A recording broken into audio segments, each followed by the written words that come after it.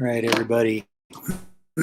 Welcome. I'm starting a little bit earlier than the scheduled thing said. So if you're here, welcome. Congratulations. Very short notice, as always. I got to put this on Twitter, so consider the next couple minutes mostly irrelevant if you're watching it ahead of time. I'm just going to get all these things done. Got to make sure we're running up here. Yes, we are. Awesome. That's working good.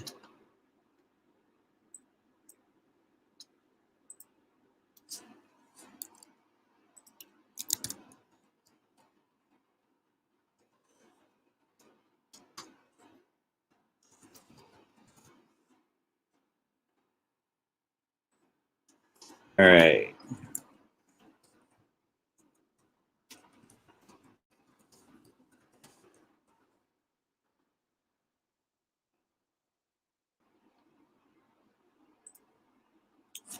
All right, that part's done.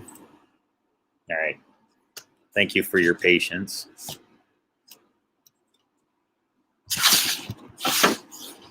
All right. Looks like we're good. Well, so welcome, everybody. Yeah, short notice here, but wanted to start off the conversation by saying that some of the material I'm delving into is a little bit freaky for me even. I don't always know how to process it. It's strange. And I get that it's going to freak some people out, especially the closer they are to it, even more so. And the best thing I can do is to say that I'm really sorry about that. It's not something that I want to have happen or would hope would affect anybody that way, but it does take some adjustment when you're dealing with heavy synchronicity, and it's become obvious to you. A lot of times we've been going through things involving things that are relative to space-time manipulation. Those of us who kind of figured something out and have achieved a higher level of understanding of it, just getting to that level of understanding, one could argue ignorance was bliss, but you really can't go back. You still know what you know. There is no going back. So once you know what you know, you just have to have the tools to prepare you for it so that when the synchronicity is flowing in heavily, you don't freak out. Why? Because freaking out or going into the dark side internally or going silent internally or just closing in on yourself or others is what's going to cause this all to implode on you. I say that with love. It's I also say it with respect, because the thing that I'm learning right now is that I'm amongst a small group of people that, because of my level of understanding of what this is and how much I can explain it visually to others, it's put me into a class where I'm being, not class, but a group of people that are, I guess you could say, a sort of team of people that, because of our awareness of it, that we're getting information and we're able to give information. And this is operating on a loop that really is more about brainwave and Bell's theorem than it is to do with technology. But there are technology hacks that can make this all occur. Things that are consistent with things you see in movies or have seen in alt media. Yeah. I would say that perhaps there's different variations on these things. And, but before I get deep into this conversation, I just need people that have been especially close to me most recently to understand what a big part of this that you truly are, even if it doesn't seem like I'm communicating it that way right now. You're a huge part of this, and I don't want you to think that your significance in this is irrelevant at all. I think it's actually very significant, and I think that some of you that I've interacted with, especially very recently, but even those who I met with for an extended amounts of time, I think that you're extremely relevant to what's going on. But yeah, especially most recently, you in particular need to understand that you do have an important part in all this. Your revelations and your insights are extremely important. And I want you to know that before I delve into this material deeply, because it was something I kind of was hoping to express to you earlier. And didn't get an opportunity to the way I wanted to. But I'm going to try to do things visually here. so that you understand that the purpose of my and everybody else who's involved with this and who understands it deeper, it's that we're all trying to get information out in a sort of cybernetic node way, brain to brain, similar to the way computers would operate machine to machine over internet protocol addresses and air interfaces, similar to what I was talking about with regards to hacks. Because all technology is, and I'm telling you as a man that did 2 decades of wireless engineering and technical work, I was a person that learned about wireless technology from the ground up, starting when pretty much right as I got done with high school. I was basically going right into the wireless industry. And it was at a time when you didn't really have to go to trade school or, have in an engineering degree to learn it. It helped if you're a person that had military experience because they had so much radio communication things that they did. And so those people tended to get hired, before everybody else. But there wasn't a lot of colleges back in the 90s that you could go to. There really wasn't any that would teach you how to do wireless engineering principles relative to the industry that we were in. I mean, the technology innovations happen so fast within wireless towers, 4G, 3G, all that, 5G. It's so quick that it's not like you can go to a 4-year college and learn everything about that. You'll get air interface fundamentals and in theory, but it's not going to help you with understanding how to, optimize a switch or optimize a tower to a tower, etc. And so what I'm learning right now is that people that kind of get it and have got it for a long time, they were struggling similar to myself with how do you tell people, not on just existing timelines, but other timelines without them thinking that you're completely crazy. How do you communicate these things and still kind of don't make people excessively raise an eyebrow at are you sure? Well, yeah, I'm pretty sure this is all going on, folks. I've had way too many. The way that they structured this was to help everybody understand that, yeah, space and time really are all perceptions. And that even if you don't agree that they're perceptions, the ability to transcend through the space-time barrier has happened, and it has occurred, and it's been going on now. Something went on within the last decade where more people had access to this technology than ever before. And so I think what we were experiencing leading up to about 2012 or so was that you had a very small number, perhaps only one group, that had access to this timeline technology, so they were able to have dominance on it. Which is to say, for example, I'm not telling you this is the way it is, but say there was only one that existed and it was either at CERN or at Brookhaven. I can't remember which one was actually built first. I don't remember.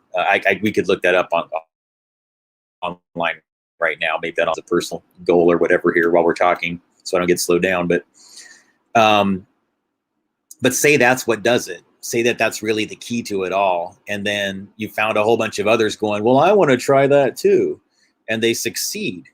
Well, before, when one group did it, that would be complex enough to try to have to manage. How are you sending and receiving information relative to one timeline to the other without completely corrupting history, without completely corrupting what could potentially go on in future events, without causing the things that you see movies warn you about? Oh, will it all just swallow us up and do it? Well, no, not really. Things don't work that way, is what I've learned. They all want to program us into believing that these sort of rifts will create, people will disappear, or, a mountain suddenly won't be there. I don't think it really works that way.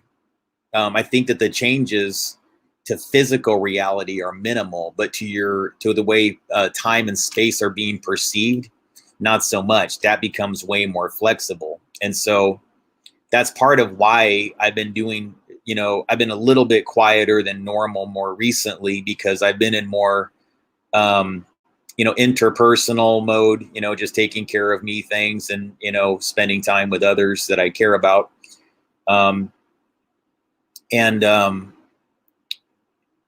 Also trying to just sort of understand someone else's situation for a change a little bit better, because I got mine. I mean, to a large degree, I kind of got what was going on with me. And it just became more and more challenging to understand, like, who amongst those others who experienced this, who amongst them are just telling a story as to waste your time, and who's actually experiencing something for real that has tangible data associated with it that would suggest timeline manipulation or timeline whatever communication. All I can tell is that with my current situation, all I was trying to communicate earlier is that, to the people most recently that have been in my life, especially the one who's most recently in my life, you're extremely relevant to this. Your insights and your knowledge and what you've learned are incredibly relevant to what's going on, and your insights will not be diminished. I promise you in history. It's just that at the moment I'm in observation mode.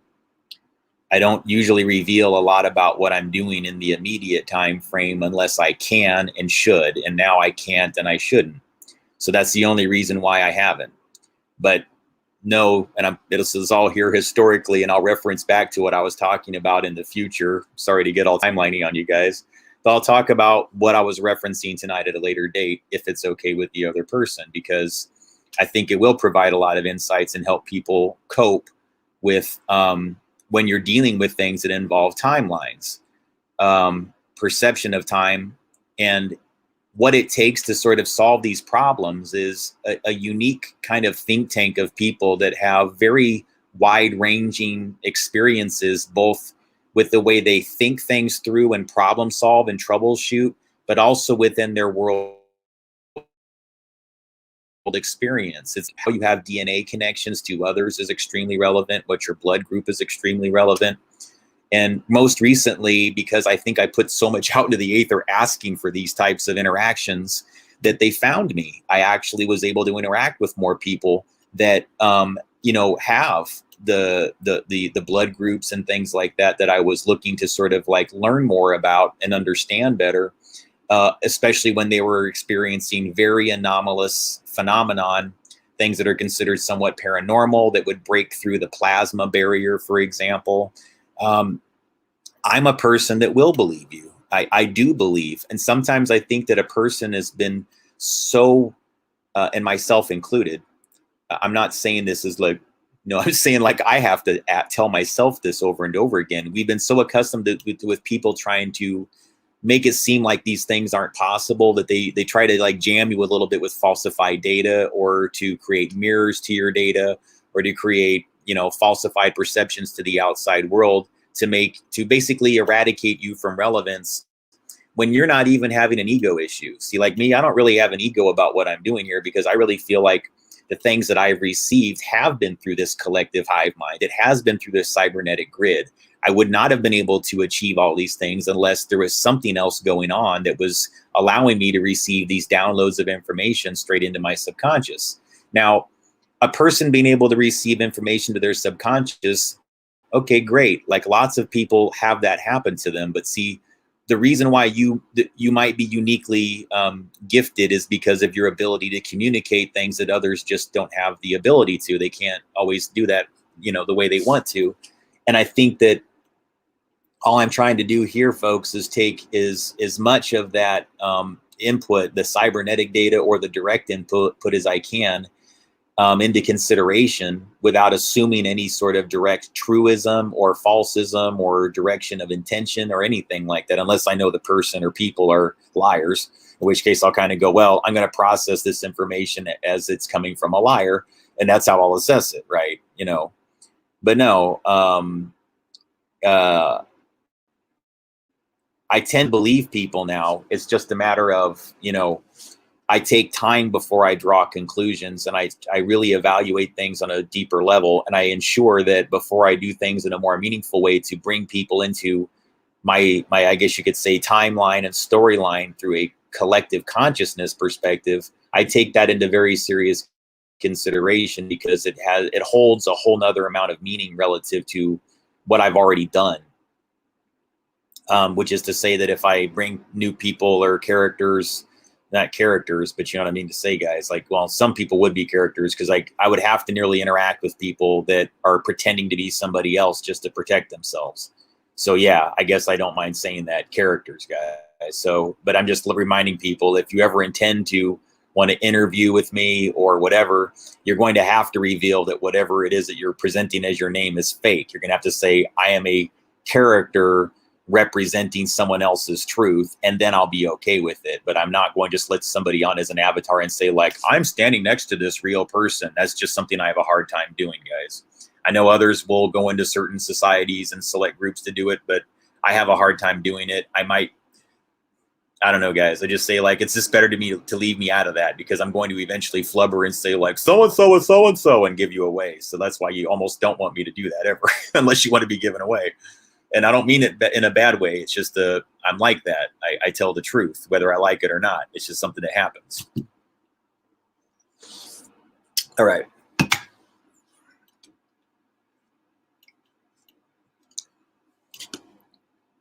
Yeah. So just so you know, part of what's going on here is this is more, tonight's presentation is more interpersonal, because I can't reveal, let's say this again, I can't reveal every single piece that led me to what I'm going to discuss tonight. I just want the person to know that what I was telling them earlier, like, none of this would be happening without them, and that will be known. I'm aware of that. So, you know, what the role that you play in all this, not role, but I mean that what you are, who you are, is extremely relevant. And I know it's going to be relevant for a very long time. It's going to be one of those things where the insights that you had, and the passion that you showed towards the information and the things that you've learned, and your search for the truth, I think it's going to be very inspiring to people. So please, you know, I'm just going to appeal to you to say that, yeah, you're a beautiful person, and you're incredibly intelligent in ways that I don't think that you give yourself credit for. Maybe you do. I think you do, but you're way smarter than that, even, is my observation. And that makes me really happy to report.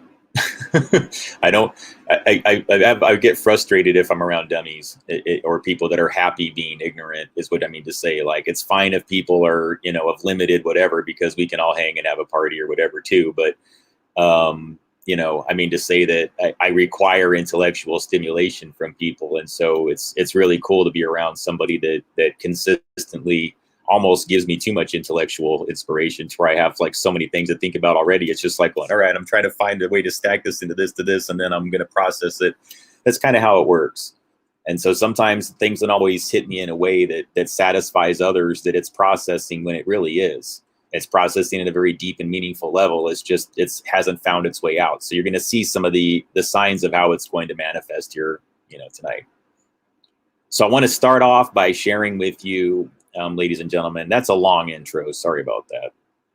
But because this is challenging material, I want everybody that is investigating these topics to understand that once you get seriously deep into this, if you're starting to experience like, whoa, on synchronicities, just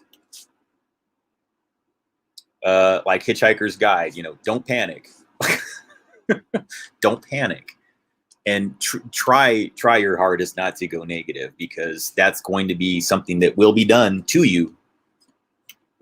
You're going to understand why do they want to drive you in the negative side, or like actual mechanics Uvarov has discussed. Sorry to be tooting his horn so hard lately, guys. For all I know, those people hate me. Like, I wish that numbnuts over in America that doesn't talk straight about things and everything like that would stop mentioning my material. Actually, I really do try to talk straight. I just don't know how to do it, guys, entirely. I don't know how to like discuss everything in a way that's whatever. I don't always know how to communicate in a way that satisfies everybody, to let them know that I'm being as straightforward as I can, and there's certain aspects of certain things that I just don't talk about and can't talk about. So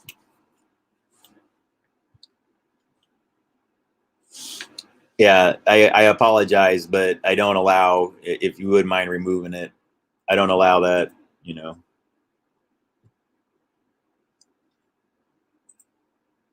So I'd appreciate it.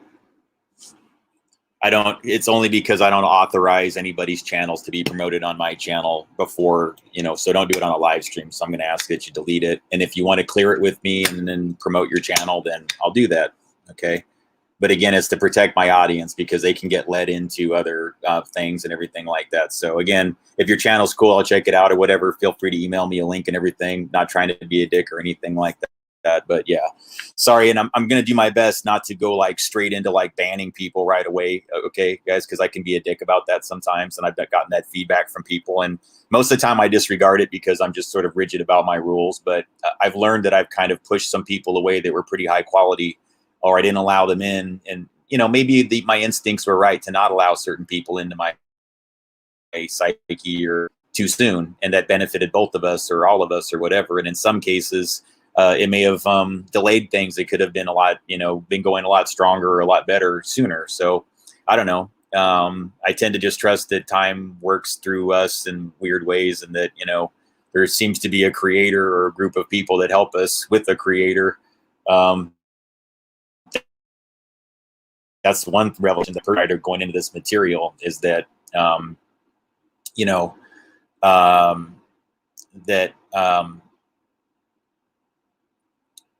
yeah, I'm worried that I'm getting away from the core topic and getting too philosophical here, folks. But I think it's just because I want, you know, people to know that, you know, that I don't get a lot of things. Like my interactions with people, I really try to like have as few, you know, interactions as possible, as weird as that sounds. Like I open myself up to people that I think can handle it and have the unique personality traits and are going through something that's esoteric enough to where, you know, whatever happens with me won't spook them out. I experience a lot of synchronicities, and I'm a magnet of synchronicity. And so sometimes people are around me and they don't understand how things are happening so synchronistic. And all I can tell them is that, yeah, I am a magnet of synchronicity, and it's going to happen to you when you're around me, and it's going to happen to me more when I'm around certain people. And then, yeah, there's people on the outside that like to like be tricksters and interfere with it and go like, those aren't real, by inserting fake ones. So I'm always like challenged with this about not getting too cynical, but also not being stupid and foolish and just accepting every mirror or synchronicity that comes in. So that's all I'm trying to communicate to people externally, is that I don't mean to reject your information or what you bring to the table at all, because I think that many of you are brilliant and very talented, and your research is top notch. And, you know, I'm saying this to certain people specifically that I've actually talked to face to face. And, you know, I really appreciate what you've offered and everything and done relative to my research and relative to everything else like that. So I don't want you to think that that's, you know, insignificant to me. And the information, I think, is going to just validate that you are very important to this whole thing. Just as the way that some of these people from these other who have written these books or made these films or whatever were also equally telling me that I'm relevant and important to it. So I'm not diminishing your importance at all. I need you to know that. I'm just keeping it to myself. Research-wise, it all makes sense. Like, why? Because there's certain things that I need to keep pure and uncorrupted relative to the way data is transmitted outbound. And that way I know that when I get something that comes in, that it's an organic synchronicity versus one that somebody's trying to create from the outside, and where that false synchronicity might occur from. Again, guys, because everything that I'm talking about is deeper as we're getting into timeline things, there's going to be more outside observers that are saying, is this really happening? Which means to say that the people that would like to create doubt about the reality of it will go on double overtime to create doubt on that it's a real thing and it exists. That's why I get super, you know, just concerned about,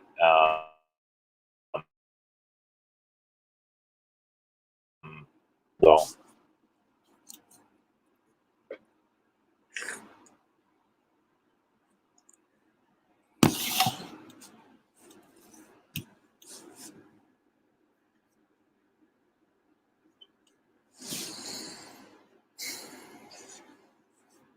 yeah, I really just don't like any, just so you know, I mean, I just don't like any promotion of any of these things. So, I mean, can you please, I'm really trying to be nice here.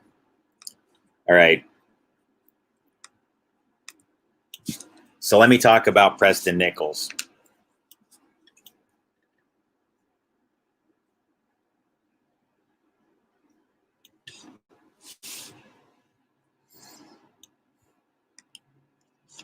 Yeah, and you know, again, I have a and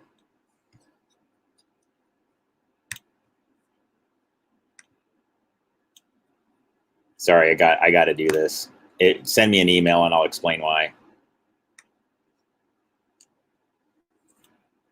Sorry, sometimes I have to keep my flow on my presentations, and if I make a request and it doesn't go on, you know, like I have to do things like that sometimes because I don't want to get offline. So just, you know, I'll probably just undo that at the end of the presentations, and then if you want to send me a message or an email, cool.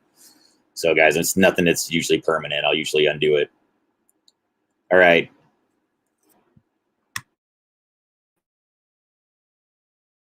So what I'd like to begin with now is that Preston Nichols did a whole bunch of interviews, and I can't remember who the interviewers are. I think I have a feeling that I know who they are based on the voices in the interview. But he basically had out in Cairo, his home that he called Space-Time Laboratories. And I've been covering some of his material. I've already done, like, replayed some of that in whatever, so I'm not going to get excessively into that. But I'm going to go over tonight some of his material, and then I'm going to whiteboard it a little bit to talk about different frequencies that he's mentioning. I'll put some of this material up on the whiteboard, and then I'll talk about it after I play certain sections of this material. But initially, what I think is fascinating is that, and this is going to get a little bit more technical than average. So if you're a person that doesn't really like to talk about numbers and frequencies, or you don't think that part's is relevant, I'm not going to make it a super technical discussion. I'm just going to let you know that this is more rooted in numbers. Like, this is more for like people that like are the super geeks that are down, like, okay, I heard this type of technology operates on this frequency.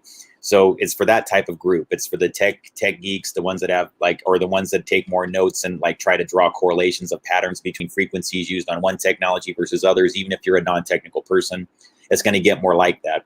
And so part of it's going to revolve around what was Preston Nichols doing in Cairo, New York at the Space-Time Laboratory relative to the Delta T antenna. Now, yesterday,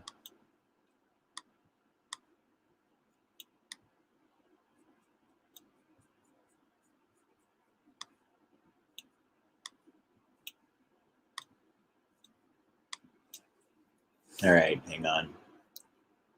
Yesterday, I was kind of talking about, actually, the last few presentations I've talked about it, but here I'm going to share. Let's see here.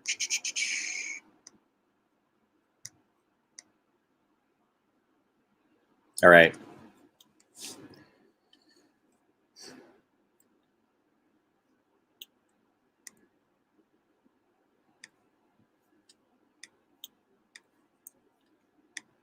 So this is, and I put this in the description section, a link to this interview.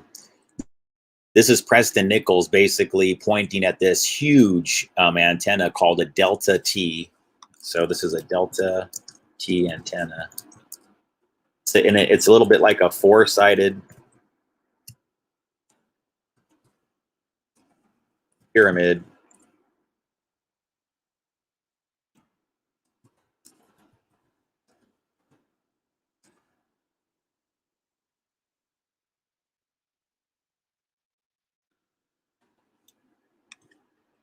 So it's a Delta T antenna, and if you look really closely at the structure, you'll notice that it's a little bit like a four-sided antenna, up and down in repetition. So it creates two of these patterns of these, you know, antenna. I'm pretty sure the one in the center, 1, 2, 3, yeah, it would also be four sides. And so it's like you have a cube of these four-sided antennas and then another one within it, and it creates this kind of interesting, I don't know, effect when he plugs in certain frequencies, which he's going to discuss here. So that's where this part gets a little challenging to interpret, and it's really, again, I've even gone through this material before in the past, and I didn't pay that close of attention to it, I guess, or I just learned new things since then. But it was these types of interviews with Preston Nichols in his book that really got me researching quite a few of these things in a more deep level, because it was amongst some of the only information that I found that was specific and had numbers in it, which is why I think this interview is so compelling. Then beyond that, when he gets further into the interview, he talks about how that Nikola Tesla actually had an alternative history, and that he believed that they were, and I'll show you this clip, so I'm not just saying it, whatever, but it's going to be a little bit difficult to hear.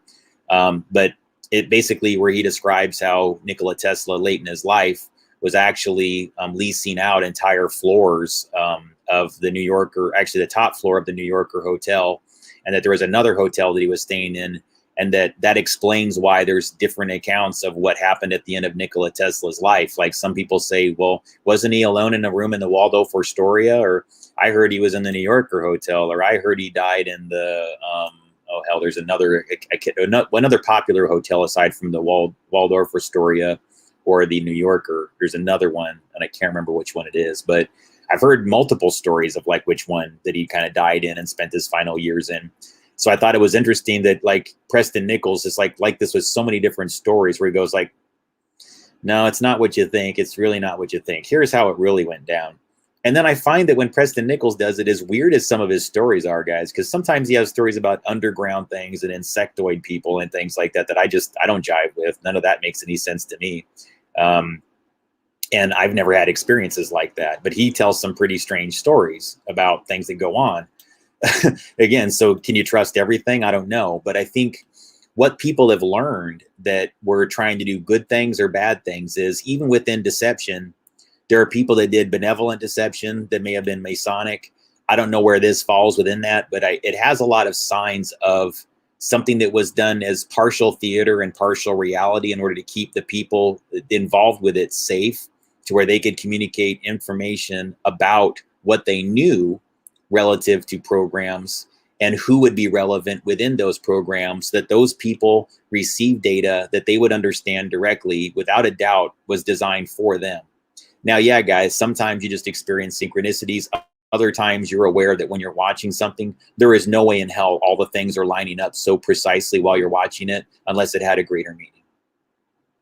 So don't always assign meaning to it, because Fibonacci sequence sometimes comes into play, golden mean, golden ratio things, and you're just more aware typically of those occurrences. In other cases, though, yeah, people that know about this, guys like the Preston Nichols, people like some of the actors in Hollywood, and people connected to defense projects, Defense Intelligence Agency relative to the Stargate project, relative to Centerlane, Grill Flame, Sunstreak, other affiliated projects that I can't remember all the code names to, and then also Project Rainbow, because a lot of what Project Rainbow was about, like on the surface level, was just simply testing various forms of electromagnetic frequencies relative to, can you actually create some degree of cloaking on a metal ship by going through a very like strong degaussing, a magnetic degaussing process. And some of the things that were learned from that was that one of the things they were attempting to learn from that is, if they try to do a degaussing on a large ship, this is consistent with Philadelphia experiment, the USS Eldridge, that what would the impact be on humans? And so the slide that I posted to my presentation yesterday was the exact thing about that. It shows you that they were contracting with Westinghouse on Project Rainbow. It did involve testing strong electromagnetic fields on humans to find out how it would affect them. I would argue that nearly any time you do something to human brainwave, where you aggressively over-amplify a human body or a human brain, you can create potential rifts and disruptions within space-time perception, and you can actually use others as passive conduits to change events in time. And that's where things get super weird, and you're starting to get into kind of almost like what was described by Philip K. Dick in what became the film Minority Report, that sort of pre-crime element, where they're using human brainwave of certain blood groups in tandem with quantum computing to effectively predict events, having psychic minds tapped into computing to basically predict what's going to happen and possibly prevent it. Then you're presented with all types of moral conundrums. Are you supposed to stop events from happening? If you do stop events from happening, what type of rifts could you potentially create, not just in the future, but to the past? I know it sounds really bizarre, but I mean, you know, these aren't just things in movies anymore. These are things that we're going to have some serious discussions about, because people are playing chess with space and time right now. And if you don't listen to people like this guy just because he's a little bit interesting and kind of a pack rat, there's a lot of things you could find to criticize Preston Nichols about. Touche. I could cut this guy down to size left and right on all types of things that might discredit him, or things that he said or did or whatever that are weird. I would argue, guys, it's a little bit like the actor Crispin Glover. You know, I think the reason why Crispin Glover has gotten away with saying some pretty controversial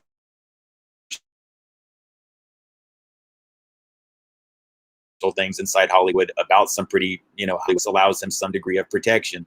If he wasn't acting so weird, people really wouldn't know what to, I mean, like, people would know exactly what side he's on or what he's doing and everything like that. But with the way he kind of toes the line with people's perceptions, Crispin Glover's been allowed to say some pretty controversial things and still kind of stay in, you know, some pretty high scale projects at times. I mean, they'll still call him when they want to do like a hot tub, you know, hot tub time machine type film, or the Charlie's Angels sequels or something like that, where he gets to play a villain or something like that. I mean, he still gets some pretty high profile roles, you know, again, that was a while ago, I guess, but still, you know, I would say that considering the things that he said and did, the guy was able to survive. Why am I mentioning that?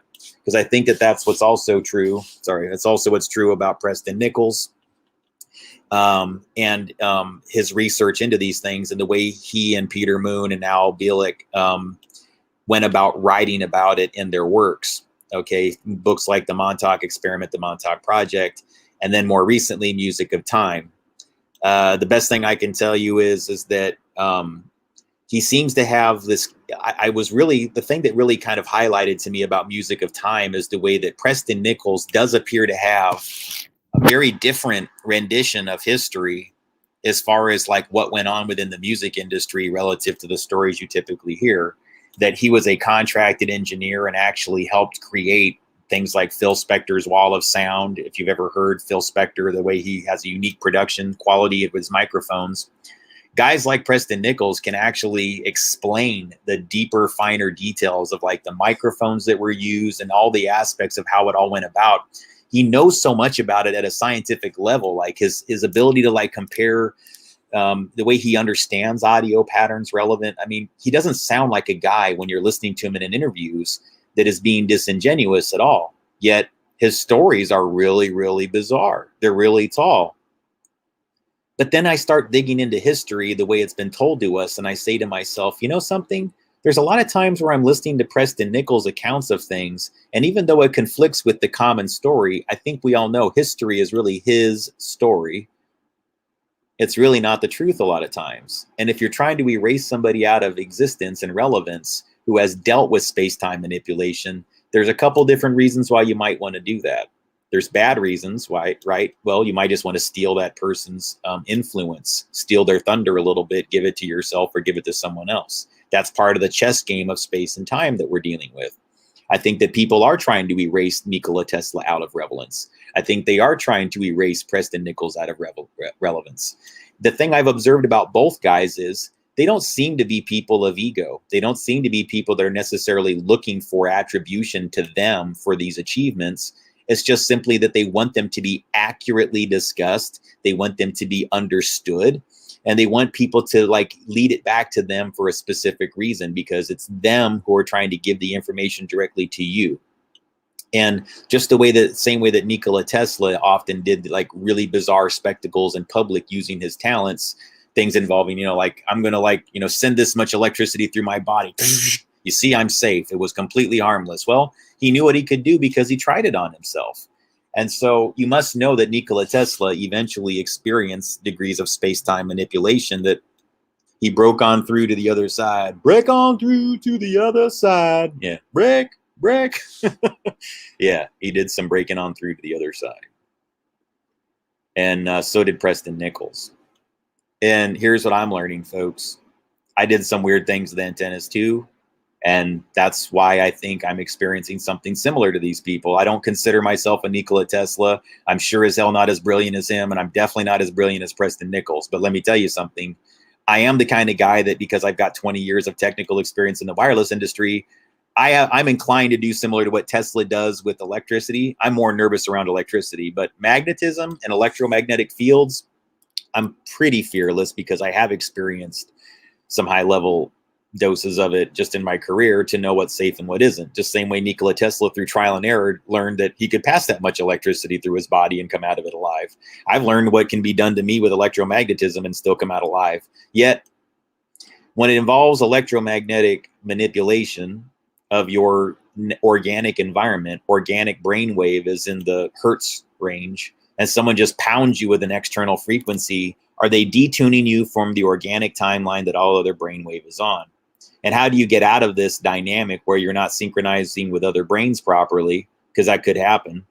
Perhaps why Nikola Tesla understood things differently, why he seemed so clueless to what other people were, again, if you understood Tesla, he was really brilliant when it came to inventions, but he seemed, according to most accounts, socially clueless. Was he? I don't know. Preston Nichols, some could argue that I don't think he was clueless socially, but he had socialization issues. There could be other reasons why, guys, when you're dealing with space-time manipulation. Remember, electricity and magnetism are basically representations of these concepts of space and time. Electrical fields and magnetic fields. So what exists in between these things? The subtle energy, orgone, chi. All right, so now we're going to start decrypting Preston Nichols in more detail now that I've kind of gotten over my whole spiel on is he or isn't he. Yeah, I think he's all of it and none of it. I think he was bending space and time so frequently that, yes, he has existed in parallel, I guess you could say, dimensions or parallel timeline realities. The same way that I think that I've existed in parallel timeline realities at certain times based on what I can tell you on my own experiences. Guys, I had like an experimental antenna that I was messing with back in Oregon. And I did seem to break through the space-time window in a way that was verifiable to me, but I couldn't prove to people on the outside really happened.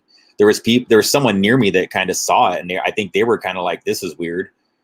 But there's nothing really tangible that I could tell you would prove it, except that I had communication coming from another timeline, and they told me at that moment that they were watching me from the future and that they were reviewing surveillance footage of me in 2000. This was about 2018. And so they said, there's a security camera that's outside of the apartment building that you're in, and it can see inside your window. And we're reviewing you from another timeline. And we're just testing to see if you'll actually respond to what we're talking to you on right now. And this is how they were able to do it, was with the access to the surveillance footage from the future. That's assuming this is true and wasn't just a joke on me of a high-tech nature. And they were telling me to replicate certain actions. They say, we need you to put your hand on the whiteboard that's in front of you. All right, now I want you to draw, I want you to draw a line with this color of marker around your hand. And I did. And they said, now I want you to put the 3-letter airport code of this airport. I'm not going to say which one it is, but I did that. I placed because they were trying to test whether or not I already knew what it was or what they were going to say. So they told me, please put the airport code for the one that I'm thinking of. I can't remember what the exact thing was, but I just put the one up that I thought it was. And they were like, good, that's the one we were waiting for. And then they said to me, and this was two people that I actually knew, and that they informed me that they were reviewing it from another timeline and that things are all going to be okay. It's all going to work out. The fact that they were able to communicate with me at that level was a sign of it, that there was a verification for them and for me so that I wouldn't question it excessively in the future. They also told me to have a lot of confidence that things were going to work out well. And they said that what's going to be happening with all this technology is not something dark and tragic. It's going to be on the level of a love bomb, but not the negative kind of love bomb where it's like, well, we're deceiving you through a honeypot, or this is just to, like make you feel like you're. Usually what a love bomb, guys, is, it's from a cynical perspective, it's a way for mind control cults or groups that are trying to like affect a person, or just psychological warfare operations. It's very similar to a honeypot. It would be a situation where what you're really trying to do is surround a person with affirmations to eventually push them into a more negative or whatever type of outcome. You're not really doing it because you like them. It's because you need to gain their confidence, because you intend to steer them off into la la land.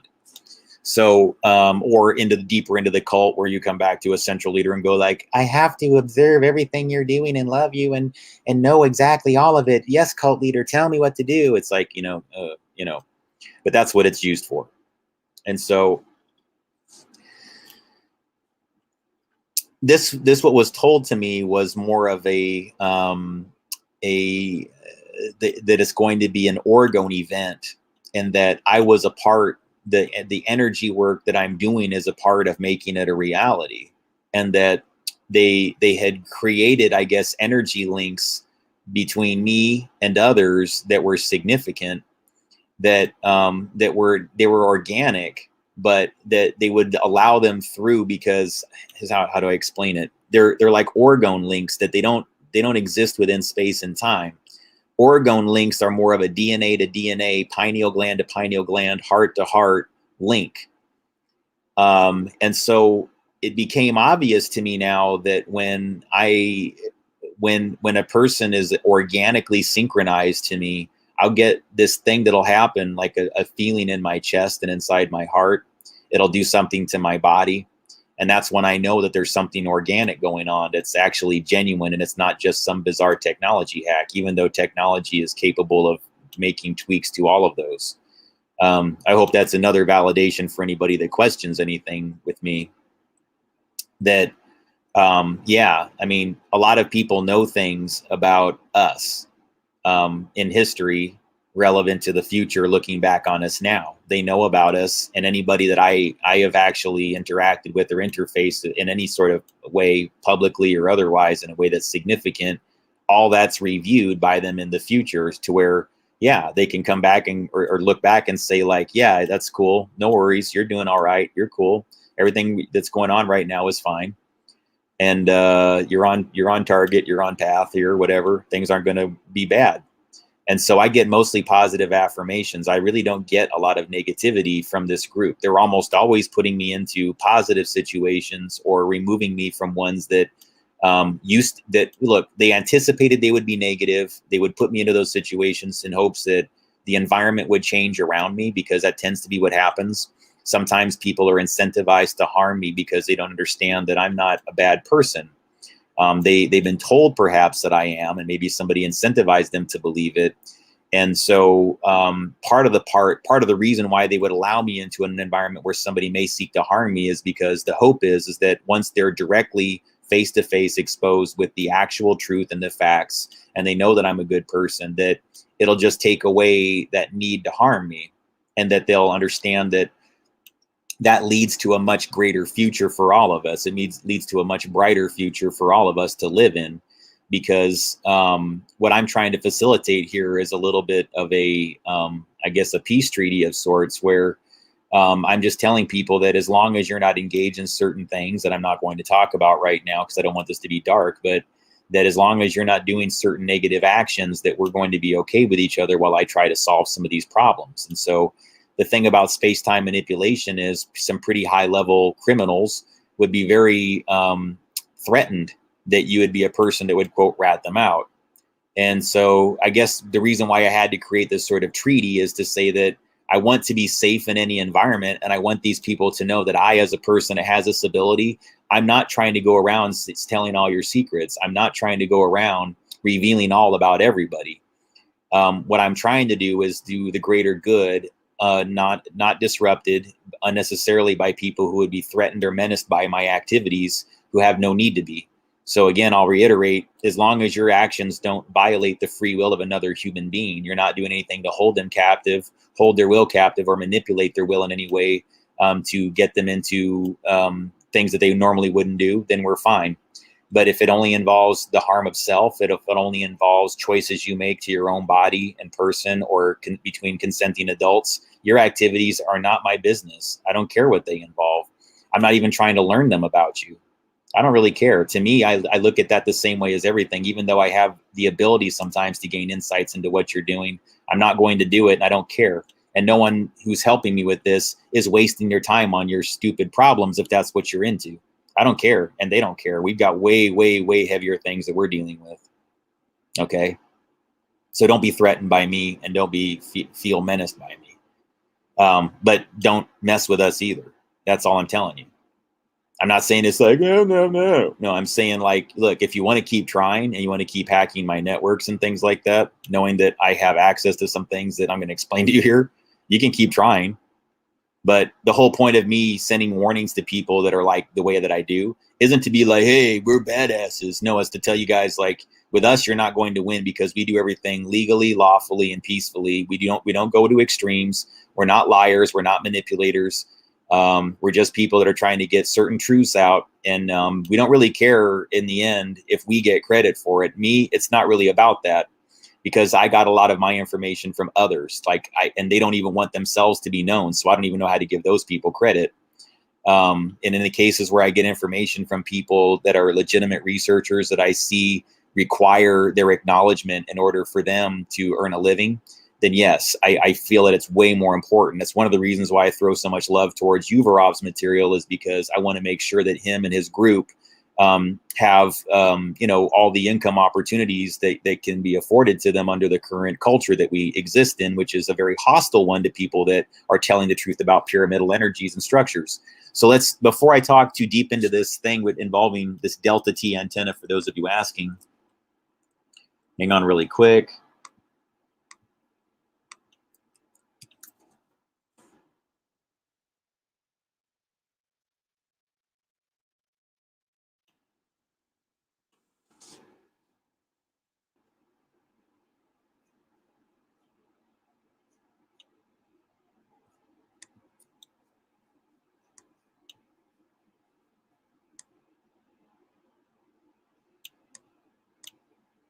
Here it is. Okay.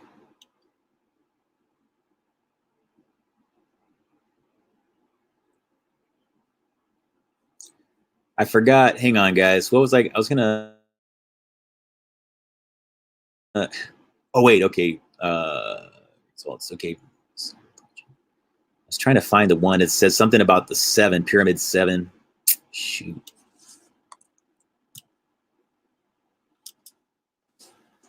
Hang on, guys.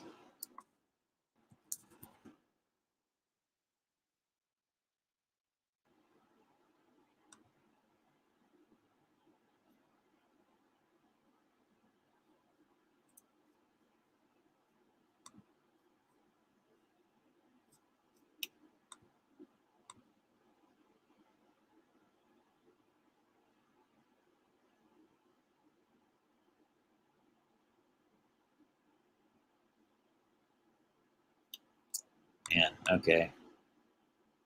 Well, guys, I had it yesterday, and for some strange reason, I cannot get into it now.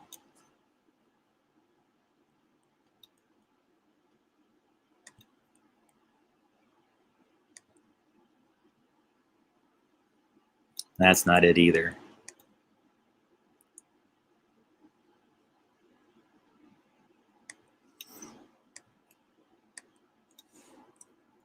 Hang on, folks. I'm going to give up on it in a second, but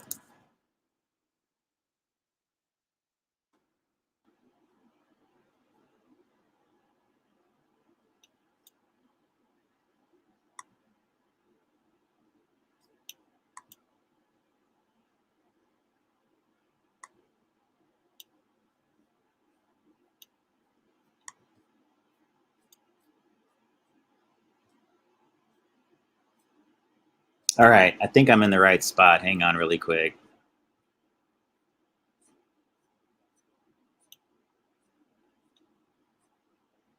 So he basically draws a parallel to way like church steeples will match the pyramidal structure. And I think I'm in the right article. I just want to make sure before I project it here that it's the right one. No, it's not the right one. God, it's every one but the one I'm trying to find. This is frustrating. All right, guys, I don't want to spend too much time on it, but it effectively shows basically how a lot of times the steeples, like on a church, for example, you'll have a steeple here with a cross on it, a steeple here with a cross on it, a steeple here with a cross on it, a steeple here with a cross on it, and then one center tall steeple up here with a cross on it. And that when you draw the invisible lines between all of the crosses to the top cross, it forms one of these four-sided pyramids energetically. So that's kind of the core of why I just spent all those few minutes. Sorry, guys. Sorry to bore you there if it did, but that was why I did that. Because I want you to kind of see that what he's replicating here is something that the ancients did. It's what they're doing in Russia with these pyramids. It's what Preston Nichols was doing with a Delta T antenna. They're just in different forms. I would argue that what Uvarov and his team does at Tomsk, Russia, for example, in the construction of their pyramids by using these very specified, I mean, they're right down to the millimeter and everything like that with the precision of their construction and their alignments to one another. They're very, very precise. And what this creates is a larger energy grid system that interacts between the different point to points. So pyramid to pyramid creates larger pyramid. You have pyramids within pyramids, and all of this just creates this constant, you know, a little bit like the way orgone radiates through an orgone room or a chamber or a blanket, to where when you exert rather when you're pushing out positive orgone radiation, it recirculates, okay? And so I think that what Preston Nichols does with these antennas effectively is, and he even says as much within his material, is it does affect the orgone field. So yeah, you're doing things within electromagnetics that are known. You're transmitting like a 30 megahertz signal like he describes here, for example. He can do all kinds of things with that. He can push out data signals that just go dee-dee-dee-dee-dee-dee-dee-dee-dee-dee. He could put out his voice just going, "Hi, I'm Preston Nichols. I'm Preston Nichols." He could do that over and over again on that channel if he wanted to. And what effect would that have? Maybe like nobody even hears it, but would it have some effect on the collective consciousness? The vibratory frequency of his voice going out over and over again, even if nobody listens to it. Like they say, like that old tale about the number stations that exists. What would be the purpose of the number station, you think? Maybe external from what people are trying to assume it is. Maybe the reason why those numbers are being repeated from those random stations out in the middle of nowhere from beacons and people are tuning into it is because somebody's adding power to the numbers. Getting you to focus on the numbers they're saying is actually, if you think about it, if a person wanted to win the lottery, what a perfect way to go about doing it. They would just get a whole bunch of people that have strong psi ability to constantly listen to the number station and go like, "Hey, listen to the number station. Yeah, you want to solve the puzzle?" And you'd be sitting there going down some fucking rabbit hole your whole life going like, "I got to solve this number station. I got to solve this number station." And you're feeding your positive orgone, well, you're not having any positive orgone radiation for the most part because you're not actually solving anything. They're going to put you into a loop of information, DOR, DOR, DOR, deadly orgone radiation, dark orgone radiation, however you interpret it. But yeah, it puts you into a negative energy loop where what? You begin to program reality because you're focused on what? The numbers. You're constantly focused on the numbers that this number station is providing you. And who's doing that? Well, what if it was just some person that learned that they can win the lottery over and over again by getting a bunch of you out there to focus on these select numbers. And then when they play them in the lottery, assuming it's a random thing, or when they try to do something that involves some degree of randomness, it's not random at all. They're able to take your thoughts, which you focus on, and channel them into something that benefits them, but not you. I don't want you to be cynical about this. I'm saying this to those of you, especially those closest to me, that you should know your inner power. Don't abuse it, but know that this is out there. And if it seems like sometimes, I'm going to say this to those who are most gifted, I think, and have the most, are most adept, but maybe haven't developed it as a talent yet, or in the process of still figuring it out, that it's an act of balancing, really.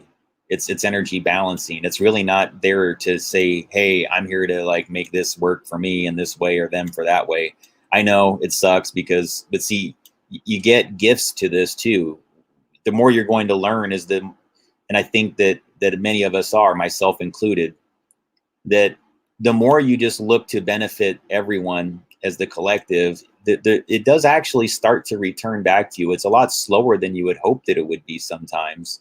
I know in my case, I was really like, man, if things are going to improve, But even that, like getting into that loop of negativity, is part of it. And so again, it's finding that fine balance between not being a schmuck for people that are trying to manipulate you and your abilities, like the number station might seek to do, but also not rejecting, good feedback. I don't like calling it advice. I've just had observations about what I take in and don't take in, and what I'm willing to take into my psyche relative to how much harm I can cause others or just myself. I'm not rigid about it, guys. I don't like, oh, I can't see that. Oh, it's not that bad, but I'm way, way more aware now when it comes to when that trick is being played, because you guys got to remember, guys, time is now a chessboard. The ability to get you to perceive something as an organic synchronicity is as simple as sending information back to the move before you played the next move of chess. It's a little bit like, what if you found out you were playing a game of chess? Let's just make this more simple. What if you were playing a game of chess with a person that you became aware could get timeline hints? What if it was just like they had to just go down and like just meditate just briefly. And the person's like, they're going to move their piece to this piece. So if you put this piece over there, you put your rook on that spot over there, they're going to be blocked from doing what they were planning on doing. And you're always going like, why does this person seem to always be able to anticipate my every move and make it to where I can't do something? All right, so you take that one simple thing I just told you within a chess game and how frustrating that would be, and then you just have to apply it to everything inside your timeline. If there's some reason why they don't want you to achieve something, they're going to place obstacles inside your timeline. It's a lot like the Adjustment Bureau. Holy, talk about another Philip K. Dick book that's like super relevant that was adapted into a film. Yeah, the Adjustment Bureau, starring Matt Damon and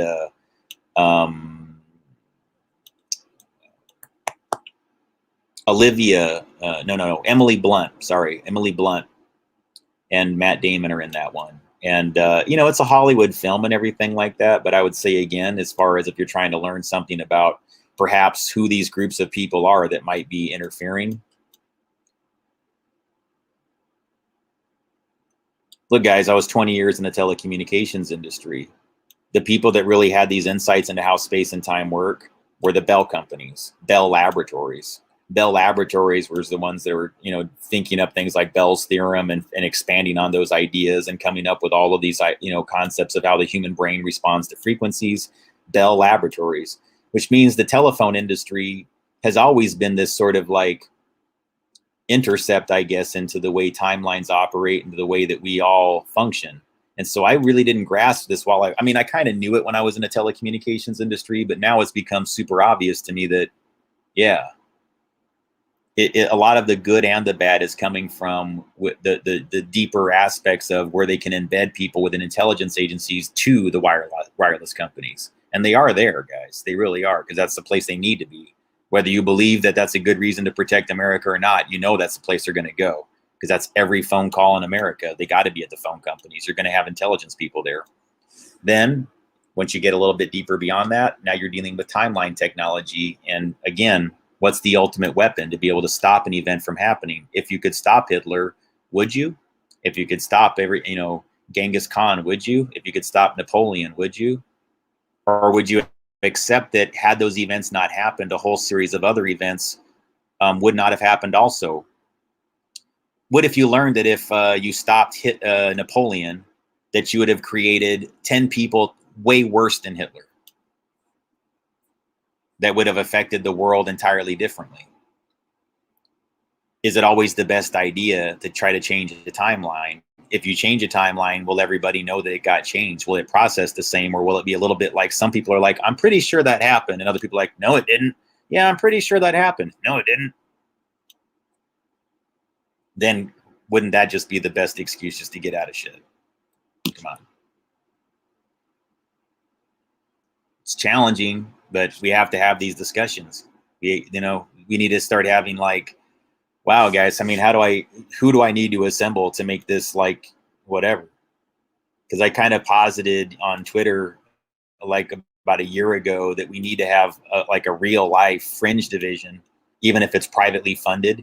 We need people investigating things that seriously that don't require, look, I mean, I guess people need to be able to survive and everything like that, but it can't require that it's like earns a profit on a day-to-day basis. Somebody just needs to kind of benevolently fund it and say, hey, let's just trust these weirdos to find out what's going on with space-time manipulation so we can do some balancing out. Because right now everybody's playing a chess game where they want to win. And unfortunately, when they're moving chess pieces, it affects the entire world. And that's what timeline manipulation really amounts to. So some people, I think, wound up doing it because it's like, whoops, didn't mean to do that. I just thought I was playing around with a signal generator. Myself included. Yeah, guys, I mean, I thought I might be able to do something with some of the antennas that I was experimenting with, but nothing like what happened. Not where somebody just suddenly starts talking to me and go like, hey, man, we can see you. And I'm thinking this has got to be a delusion. The only problem is like some of the information they gave me wasn't something that I wanted to hear. It wasn't tragic. I was happy, but it was like, whoa, that's what happened? Like they're giving me all this information about some things that had gone on in the future. And then why I should trust them at that moment. It didn't last very long. It was only a few minutes. So it was like a backdoor hack into some of these technologies that people have used for negative purposes. So the mechanics of psi energy aspects, sometimes people set up signal generators in areas to create, disruptions, sonic weapons or whatever. And I guess that it backfired on them relative to me because they were hitting me so aggressively with something that was like tuning my brainwave, like just hitting my pineal gland and my skull really hard, that it created a predictable pattern to tap into me at, I guess. So they said, look, guys, that's one of the reasons why we don't always stop things from happening to you, because we know you can survive it. And it sometimes opens up pathways that otherwise wouldn't exist.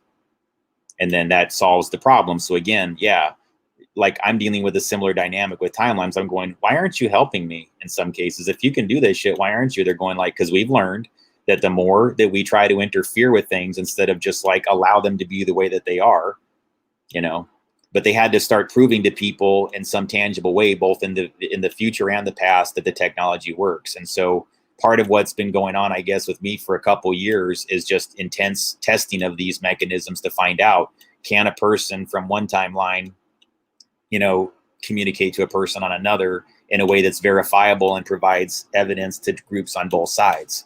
And the people looking for verifications on this end within this timeline, they would be more people that probably would not interact with me or let themselves be known to me, because that's the way it has to be for this to work. So I become more forgiving to that aspect, and I'm not as like looking over my shoulder as much because I get it now and I know why it needs to happen.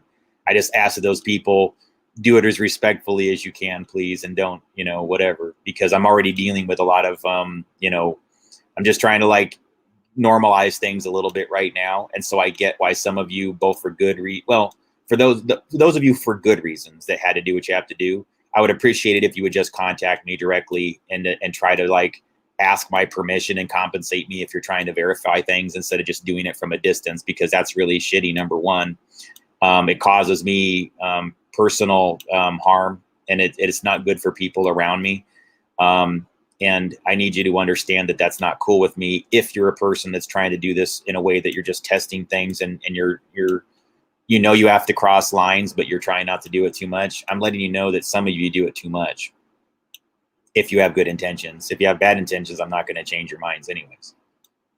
Except to let you know that, look, there's other ways for people to keep an eye on what you're doing and learn about it. And so, if you're not doing anything really bad, I would say just stay away, and then you're not going to get mixed into any of this. So on to that, guys.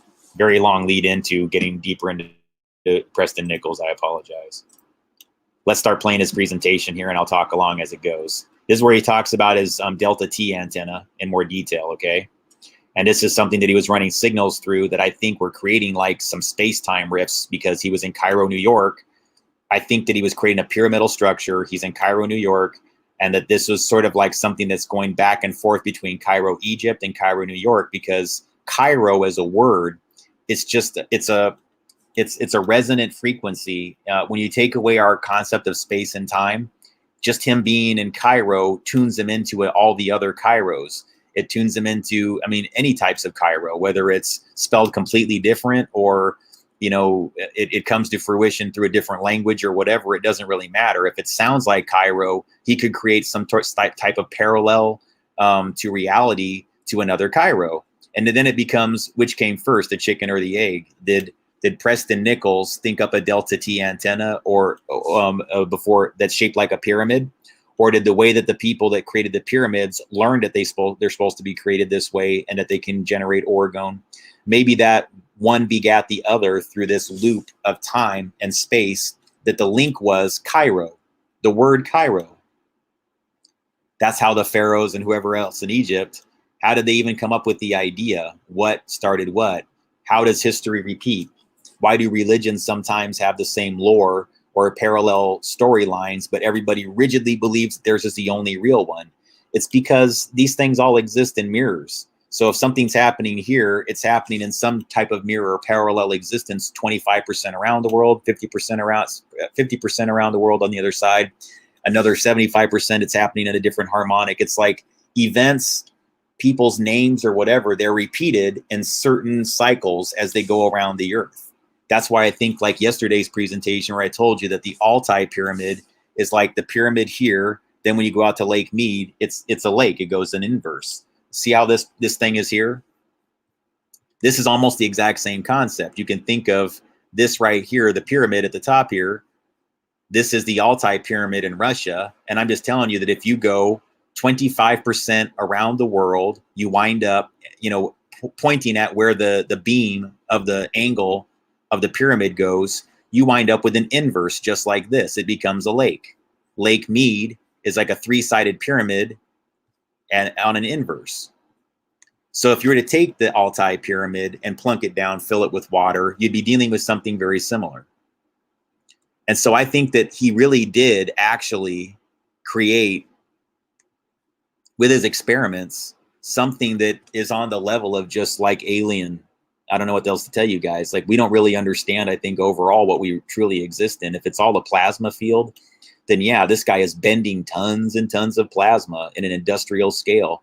And all the things that are going on in his property are passing through that antenna. All of this man's thoughts, all of his experiences, he's basically programming the orgone field everywhere around him. So I would argue that he was communicating with pharaohs in Egypt. He was communicating with those ancient races. I don't think that his stories are entirely untrue. I think he had some crossover parallel realities because he was bending everything. Electromagnetic fields, subtle energy fields, he was doing all of it. So why would others just like pretend this guy doesn't exist or just try to pretend that he's insignificant? For the same reasons they try to like make it seem as if Tesla wasn't crazy successful and, like loved by a lot of people. They would also want people to think that what Preston Nichols did was just some lonely guy hanging out in his garage, plugging transmitters in and going like, I hope it does something. Not so much. So whether you accept their stories or not, I don't know how many of them are true or untrue, but what I can tell you is if they were a group like, for example, the Masons, they would give you all the data like Preston Nichols did. He gives you frequencies. He tells you what they're transmitting. He tells you the shapes of it, but he doesn't do it always in the most overt way. You've got to dig a little bit. You've got to be a little bit more serious to find that data set. You've got to follow it and listen to it closer. But the, hey, boo, got your attention. That's the weird stories. That's when you're reading the book and you're going, come on, dude. Like, I was reading Music of Time, okay? And there's tons of good information in there. But at some point in time, he really consistently tells you that he was interacting with Mark Hamill, the actor, and his brother Chuck Hamill.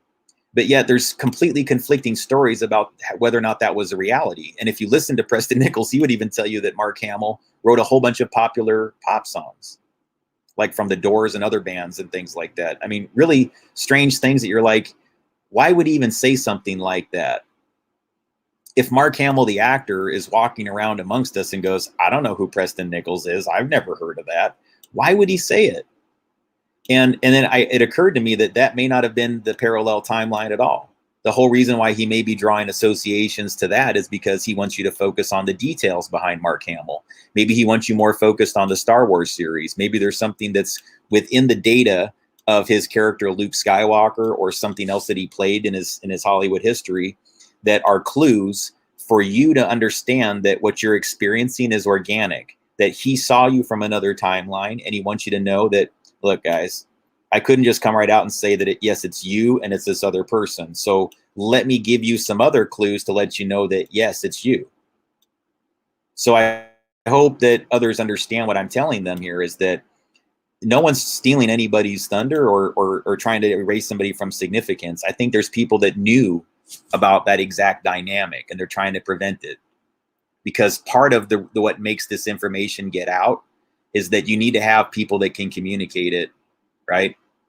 And they would absolutely seek to take somebody down who can communicate it effectively. And I think I'm probably one of the only people that can bridge all this material that's highly esoteric and hard to believe into something that's tangible and that you can actually associate to numbers.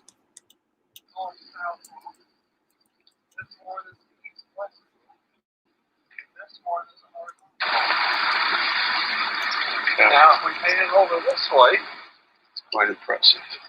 this antenna, I'll leave it for a minute. Okay. This antenna covers roughly a frequency range of about 10 hertz up to about 30 megahertz is the frequency. All right, let's take note of that. He says this antenna has frequency range of 10 to 30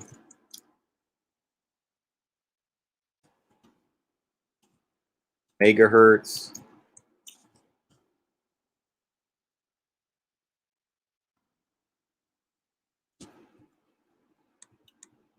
Range of this.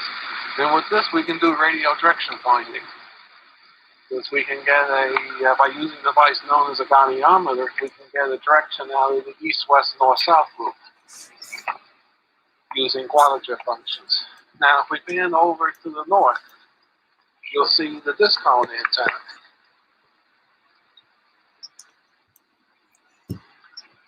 Okay. That is an antenna that is based on a conical function, which is a self-scaling, non-periodic type antenna. That covers 25 megahertz to 1300 according to the claim of Radio Shack. All right, so then he put up a 25 to 1300 megahertz antenna from Radio Shack. Those kind of catch a lot of different things, guys. Those are kind of like old school antennas that would get like, you know, CB scanners and police scanners and cellular bands before the cellular industry like vastly expanded into frequencies well beyond 1300 megahertz. But yeah, you'll still see those put up at nearly anybody who's trying to capture a lot of different signals simultaneously. You'll find these, and it's hard to see inside the VHS camera, but it's like a stick that goes up like this and a bunch of spikes that kind of come down like this. Not necessarily spikes, but just like thin sticks, and it just captures a whole bunch of different frequencies, like a I don't know, like an effed up umbrella or something like that is kind of what they look like, but with more symmetry. Actuality, they'll probably cover about 50 megs to about 1.5 gigahertz. So he's saying that it might cover 50 to 1500. Over all the way to the left. 50 megahertz to 1500 megahertz. I don't know how the camera pick it up, but you'll see the long line, which is a typical 13 double. The long line. So can we get that? Nothing else, you'll get the insulators going up to it. Right. You'll see there's 2 wires coming off that top insulator, going off 45 feet in either direction. That's a dipole. That is also called a doublet. Okay. Or a Hertzian dipole antenna. That's an electrostatic antenna. That's an E-field antenna. And that covers theoretically down to 10 hertz also, but you have to have very high impedances for 10 hertz, which I have, and that goes up to about 30 megs. That antenna. So basically, this can be a low wave, extremely low frequency. Depending upon how you match it up. You match it up to the receiver. So if you notice, he actually said that this antenna that you can't even see, it's like 2 wires, okay, are ELF antennas.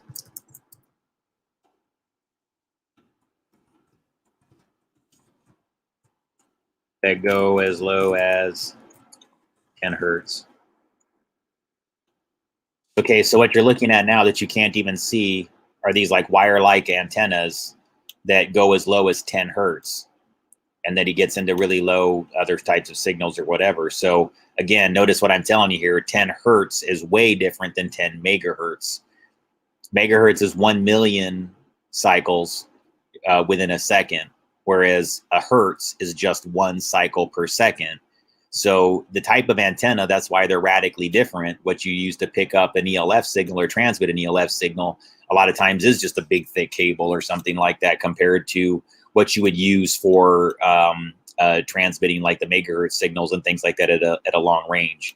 But I think it's extremely interesting that he had something that's very close to the Schumann resonance, which is 7.83 hertz, but he was typically operating in frequencies that were way closer to the idle frequency of human brainwave. Yeah, and I can show you documentation on that, that nearly most humans, unless they're like psychic adepts, the average person will idle about 10 hertz on their brainwave when they're not doing anything or thinking about anything, or they're in a non-stress state. They'll tend to be in a closer to the Schumann resonance, however, when they're, what do you want to say, more psychic adept or faith healer, shaman. They can do more predictive things. They can change history, not change history, but change events a little bit. Because I really think, guys, that people that are, quote, psychic are less, it's less that they're predicting things in most cases, and it's mostly that they're accessing the ability to bend plasma within the universal plasma field. And it's simply that notion of thoughts can become things, and then becoming the channelers of a larger intention that gets more people into thoughts become things, and then they hive it together, and then somebody goes, hey, so-and-so predicted it. No, not always. So-and-so could have got you to believe it. So-and-so could have, because they got the information in and just repeated it, then they externalized it. Then in turn, a whole bunch of other people believed it and then made it a reality. That's the kind of the weird loop that we're in within what our perceived reality is. And that's what I hope that Preston Nichols, the information here, will impress upon you, that a lot of these things are in fact affecting human brainwave at a pretty large scale.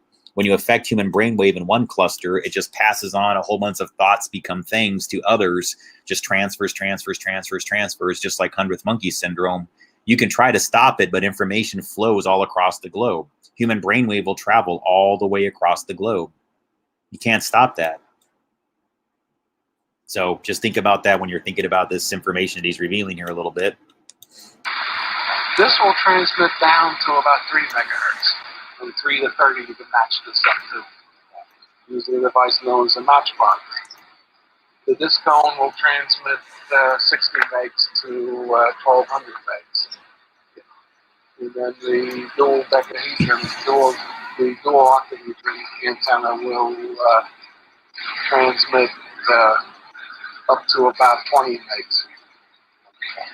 It also, he said 20 megahertz. After that, so this, yeah, okay.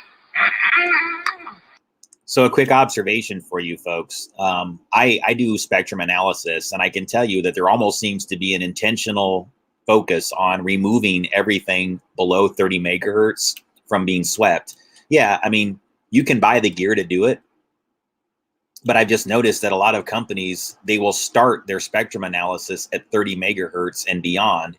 You know, these are just receivers, guys, not even receivers. They're just things that are designed to measure the signal.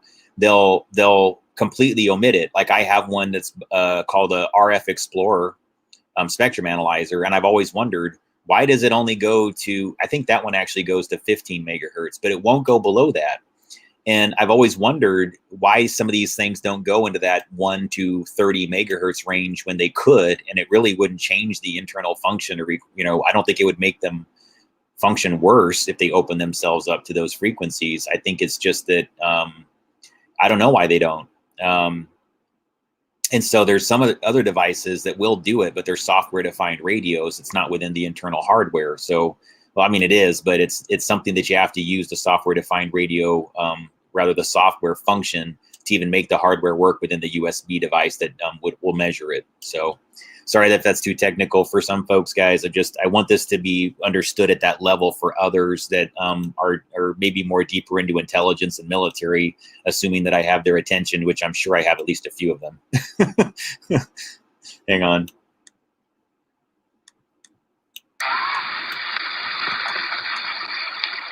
see. I do see it now.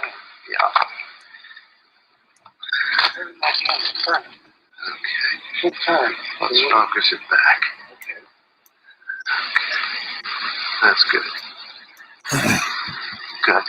If you fill in the sides of that antenna from coil to coil, what you'll end up with is actually two pyramids with the bases together and the points one up and point one down. Right. So this can also, for the metaphysicists, this is also a pyramidal type structure, this antenna. Yes. This is The closed captioning is horrible. He says, for the metaphysicist, this is a pyramidal type structure. So he's helping you understand what he's actually doing, and I'll whiteboard that here in a little bit. reason Jerry and George here feel like a wind coming off that antenna, because that antenna is pulling out of the sky, pulling out of the ground, and resonating out. Yes, it's a very powerful pressure sensation. Yeah. That antenna is an accumulator in itself. Okay. George, where do you seem to feel the pressure? Feel pressure at any particular point? No. Well, I was feeling it off of the corners. Right off the corners of the cell itself. Very powerful sensation. This is the antenna setup at Space-Time Laboratories. We use this for monitoring. With the setup, we can monitor 10 hertz to about 1.2 gigahertz, although I have receivers of over 2 gigahertz. Yeah, I guess we shut this off and go downstairs. About this one? Okay. Could I ask you a question about the other antennas? How do they figure in any kind of, let's say, radiotic or psychotronic function? I mean, I believe it's a full This signal. one should all transmit almost a pure scalar. And now you're talking about the long wire. the long wire. Okay. All right. Let's see if we can focus. It's hard to see the long wire for the trees, but it's well on the camera either. that's okay. 35mm camera. Right, it's there. It's just above the treetop level. You can see You it. should see the white insulators right in the side. Feel a strong Okay, pick it up. coming close to this antenna. I can pick it up at least 50 feet away. Right. Yeah, this is the thing I felt coming up the ladder. Especially for some reason, I feel it especially from this point. Speak up, Jerry. Okay. I feel the pressure is very powerful at this point in particular. Is there a reason for that one? I mean, the other seems to be kind of. You gotta remember, you're at the top temperature here. Juncture of the point.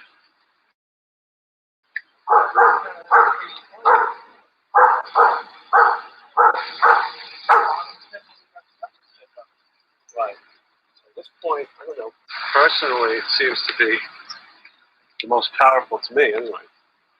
Each person will feel a little bit differently. Okay, that's interesting. You know, human senses do vary from human being to human being. Certainly. This is the problem with parapsychology. You know, what do you call a standard? Yeah, this is true. I've often thought that the differences that people confess or receive should be additive. In other words, If you want everybody. to move over there, you can Sure. get a different view of it. Yeah, You got pause? sure.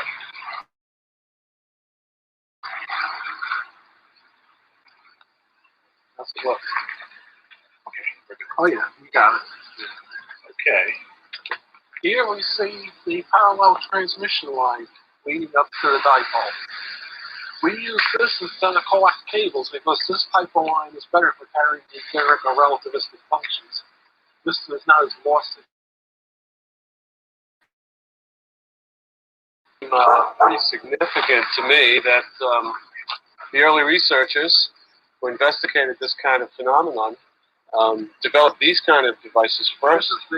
This is the etheric transmission line. I don't know if you can focus in on that. Okay.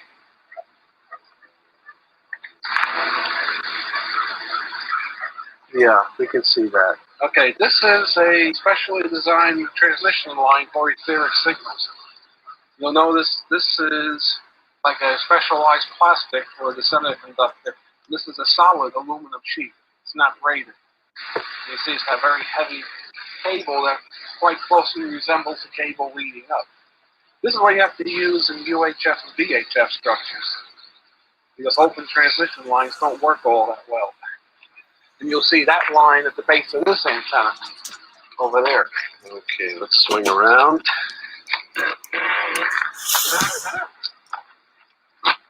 And we're looking At the base of that tower, at you'll the see base of the the tower. transmission line I just showed you. Absolutely. It's wrapped around the bottom there. And that goes up, if you want to pan up, you can see that goes up to this cone for the UHF and Yes. VHF signal.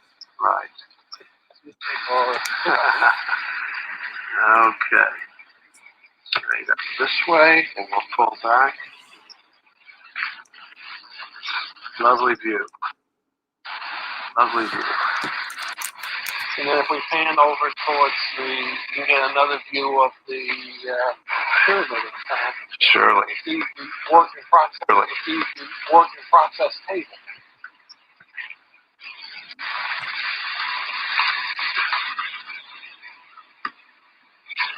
Okay. Then you see all the wires coming to the base of it. So let's go over here.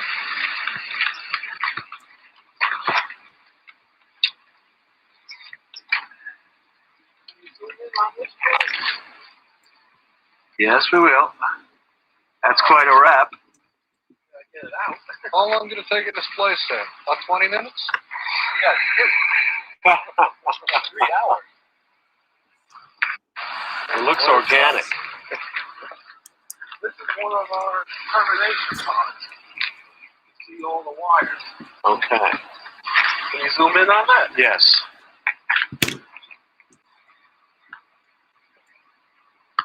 Yes, we are. This is the termination for all the loops in here. This is for the horizontal loop. We have 3 of these. You can come in and zoom in on the table. Yep. So we get a good shot of the table. The different pods. The whole the wire. Okay. That's lovely work. It's lovely and complicated work. And that still is in process, that one. Yeah. I wanted to bring out and emphasize the idea that the early researchers, working by intuition mostly, seem to develop these etherically active devices rather fluidly. And then when the engineers seemed to get a hold of it, they selected out certain functions in the signals and eradicated the others. What do you feel about that? I agree with it. So we All right. So sorry about my bad drawing here, guys, but what I was trying to show you is like sometimes on a church or whatever, or maybe, all right, so they might create like obelisks. So like 1, 2, like for each side of the pyramid, you might create an obelisk like that. And then the center point would come up in the middle. The 4th one would come up into the middle and create the larger spiral or whatever being, right? So even though it's just obelisk, obelisk, obelisk of the 3 types, and then taller obelisk in the center, when you bridge the top of the pyramids, you get like another one. So like, you know, maybe the best thing to do would be to go like this, right? Sorry if that looks phallic, guys. It wasn't my intention.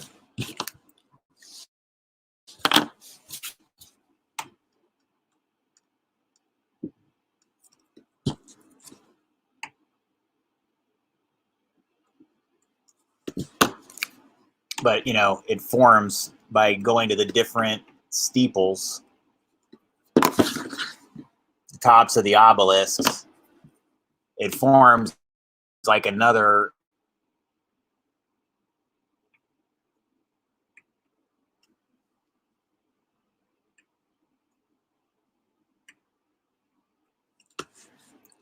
Does that make more sense, hopefully? Okay. And so what I'm telling you is that when you look at the delta T antenna that Preston Nichols, so taking this out,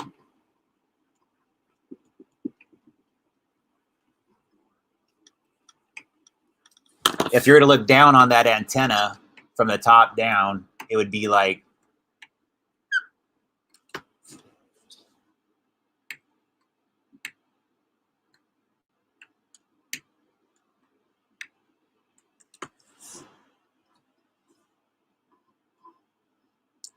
and then it's just one up, one down. So you need to look at this as like, you know,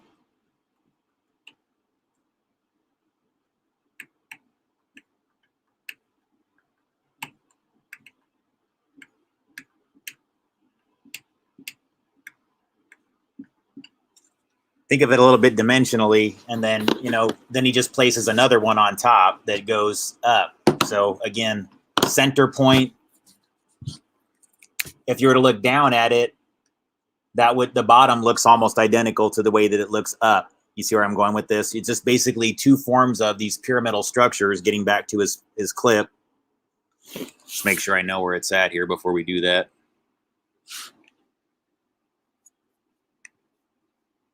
Okay.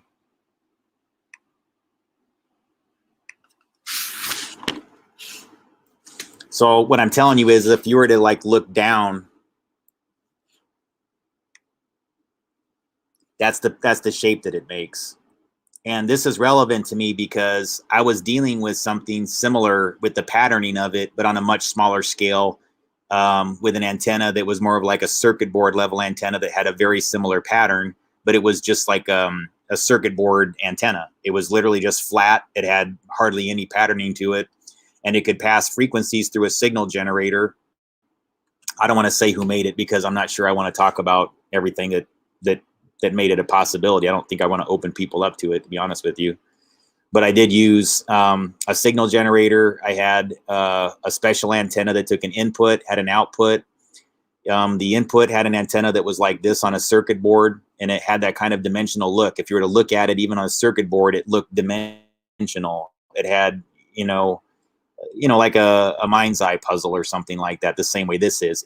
Are you looking at something that's up, or are you looking at something that's going down? Or is it 2D or is it 3D? Like a lot of these things, you know, you're playing with perception.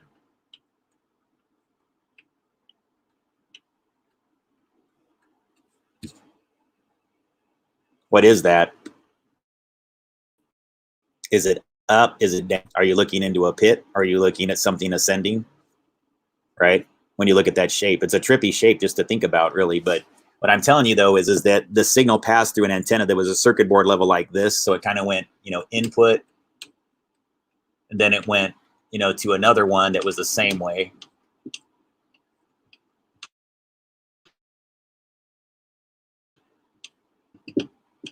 Out. And then it had the ability to bridge the antenna to some discs that you could place objects on. So I could put my hand on this object, and I could put a glass of water on this object. And so the signal would flow into this antenna, through here, out to it. And then it has a series of dials on it that you can use basically to, then it has a set of dials that you can use basically to add in numbers.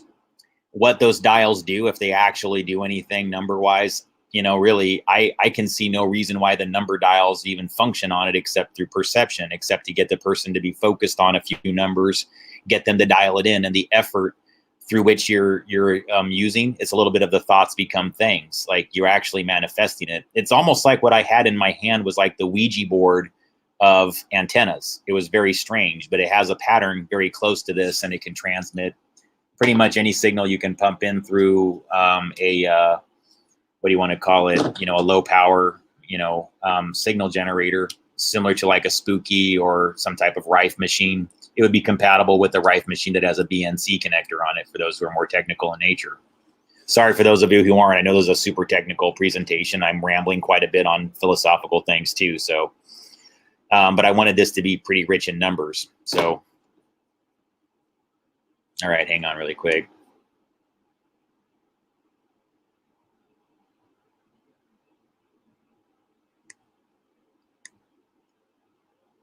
point. This is where it's strongest. Okay. From a distance away from it. From This is 25 feet this away, is extremely normally low I can frequency feel, antenna. the impulse from 25 feet up the driveway into the front door here. But this is just normal. This is why I'm concentrating right here. This is a great yeah, this is really the kind of material we're looking for today also, with a lot of the material within the laboratory. Okay. That's very good. Thank you, George. Now we move inside. Okay, we're beginning.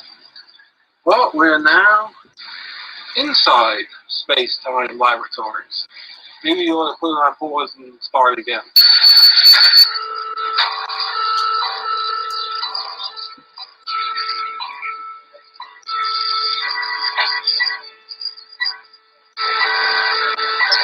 Hello, Preston. Okay, we are now in the monitoring room of space-time laboratories. That is Preston Space-Time Laboratories. Over here, as you just saw on the pan, we have a wall of... Sorry guys, I'm gonna switch to another thing because that has a lot of annoying sounds in it and that's not as relevant. Hang on.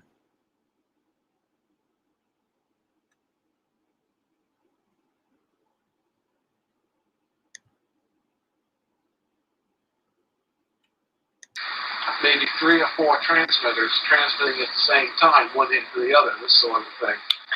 And they did target an individual that's affiliated with here, where we could actually go in with a handheld detector and pick up the solitons it was creating, and we traced it to this signal. We had it one night where the signal was locked in on the same associate of ours, and through the use of these receivers, which I don't want to go into now at this point, we removed the targeting from him to the receivers and then disturbed the timing, and so followed up the timing, it went off the air and didn't come back in that mode for quite a while. This is an interactive signal that picks up something from the point they're transmitting to, because we could actually affect the timing by how you tune the receiver. As you tune through it, you can affect the timing. You probably knows that, George. As you tune the receiver, you can change it by how you tune the receiver back and forth as we turn the dial a little bit. Yeah. So it is definitely an interactive function. You were talking about a presence in the room. Yes, absolutely. If we turn on this receiver here into this speaker,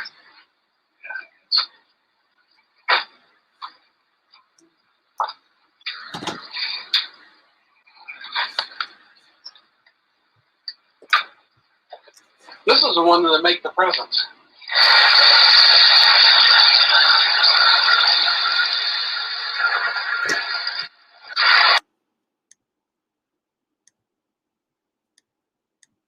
All right.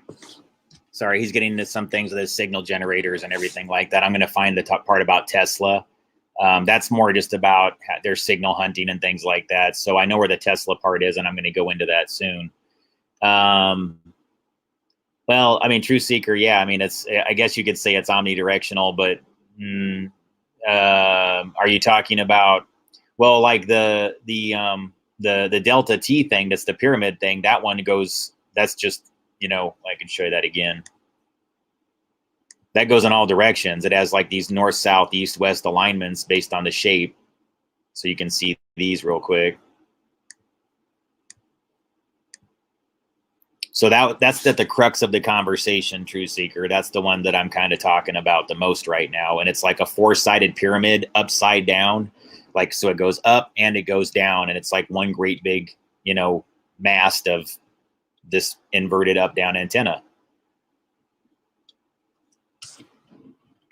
And so I think that's relevant, because I think what was really going on there was he did appear to be doing something with space and time relevant to, you know, how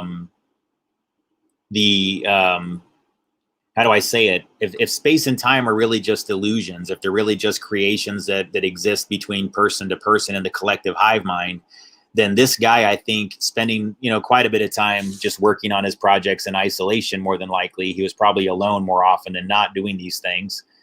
I think he created a little bit of a space-time focusing on thoughts become things, manipulation of orgone fields, to the point where, yeah, he began to affect subtle energy fields in a very significant way with his experiments. And so the fact that he was in Cairo, New York, I think that he could just create space-time rifts, things that go between like a Stargate. He could create a Stargate between Egypt and Cairo, Egypt, and Cairo, New York. Now, I know that sounds a little bit weird, but think this through a little bit about what I'm saying here.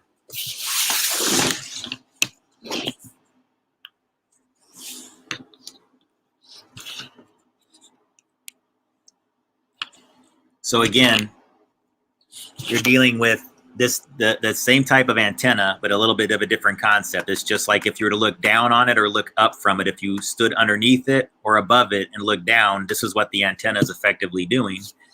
And he was transmitting, I would say, signals that were pretty close to 30 megahertz. And so there's just something about those threes, right? Everybody, we know that the threes just have a certain degree of magic to it for whatever reasons. I would say that it's the same thing when you're transmitting a frequency, right? Hang on, let me put all the whiteboard up. Okay. And so I think is going on here is Preston Nichols in Cairo, New York, and that he's just messing with things. He's just trying out different frequencies. I mean, he has an idea of what he's doing, don't get me wrong. But by and large, what this really amounts to is this guy's just like dialing it in and saying, hey, I wonder what happens if I do this. I wonder what happens if I do that.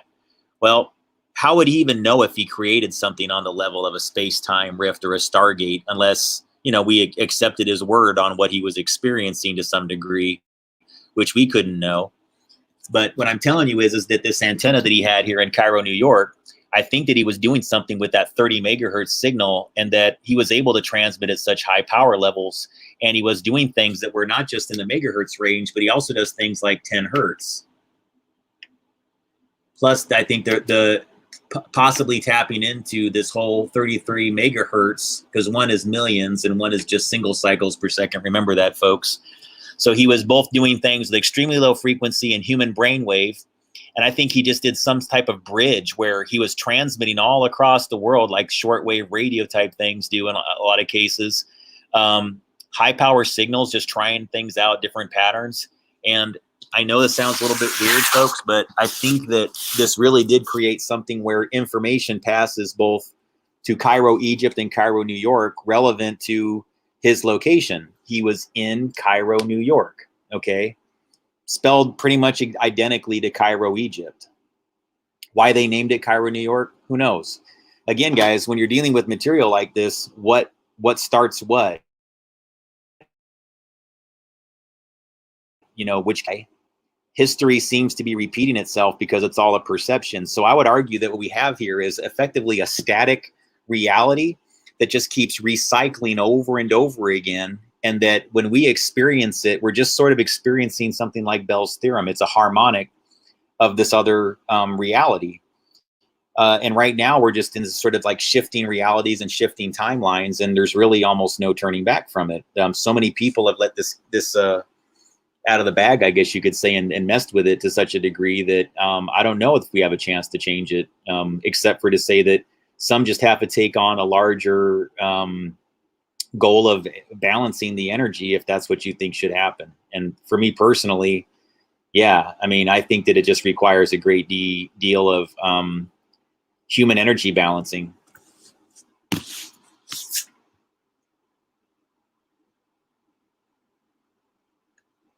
Yeah, hang on. All right. Oops. All right.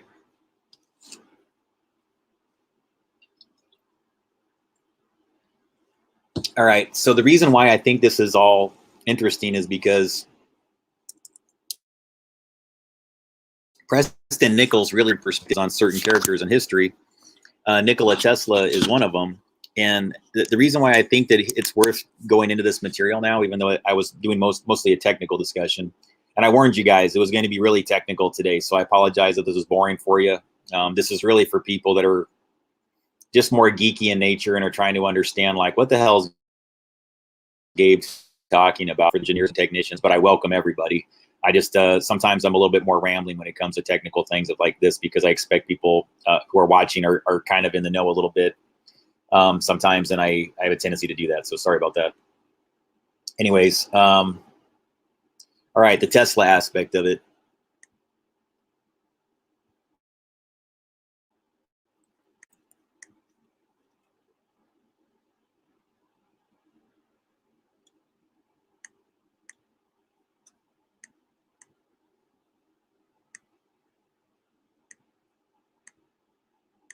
Nikola Tesla in it, this one.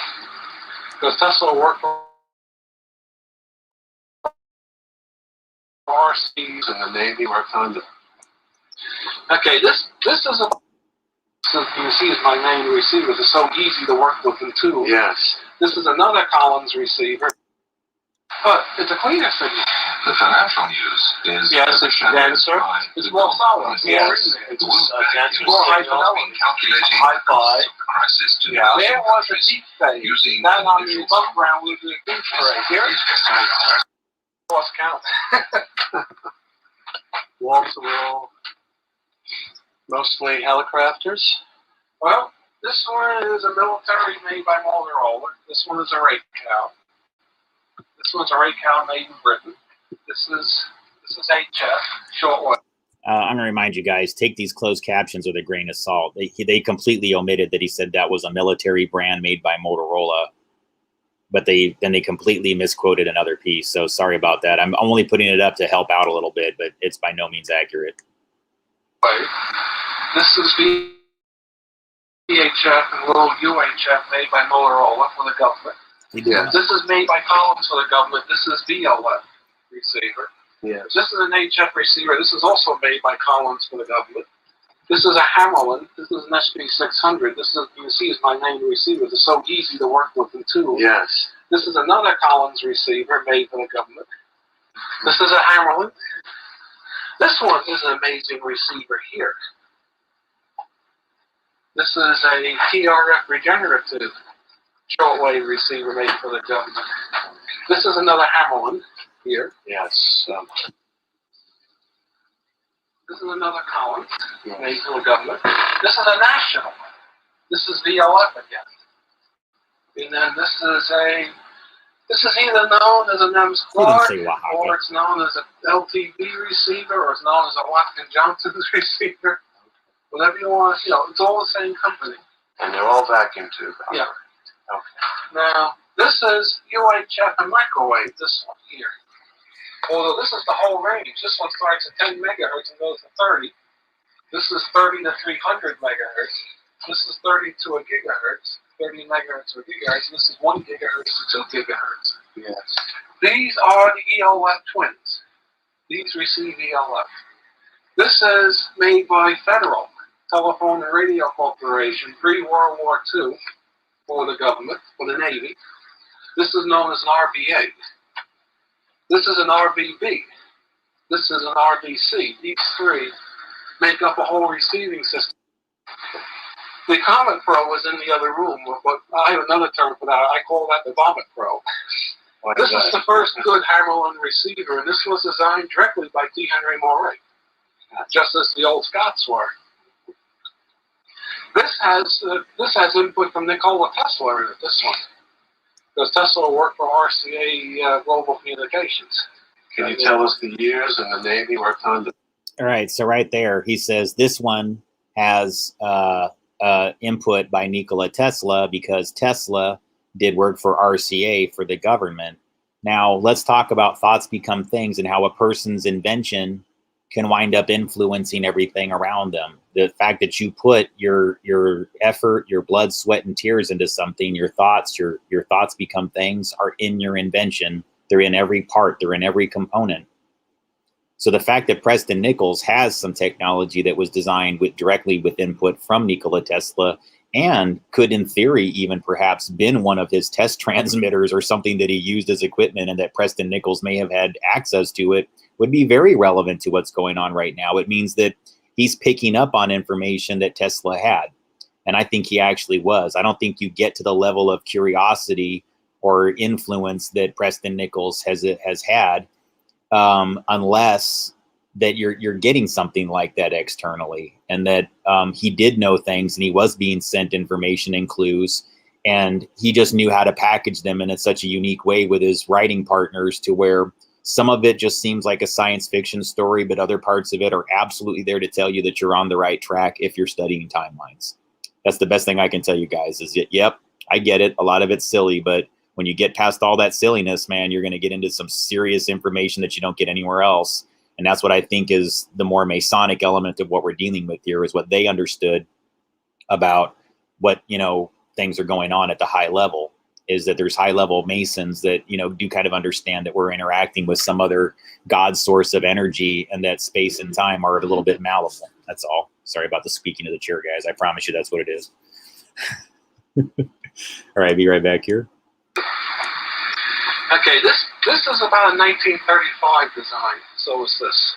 Okay. And Tesla, his nephew, who was, I think, William Turbo, hired Nikola Tesla, but hired him under the name Nikola Turbo. If you want to find information on Nikola Tesla or RCA, you look for Nikola Turbo. Because when he was hired by RCA, he was in ill repute. Yes. The guys wanted to use his genius, but they didn't want his name in the corporation. So he couldn't legally use the name Turbo, so he did. Yeah, this is fascinating. Most people think that towards the end of his life, he was penniless and... he was very much different from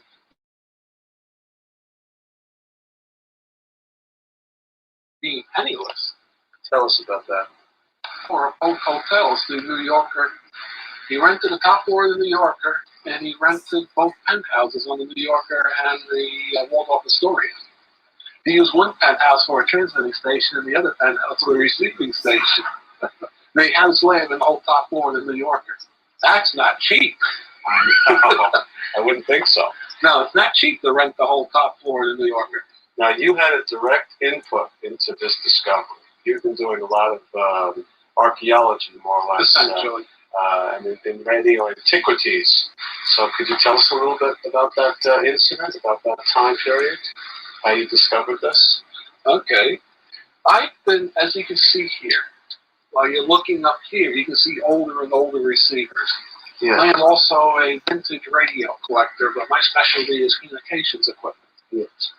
And I had an opportunity to go to the old, I think it was the New Yorker Hotel, before they refurbished it.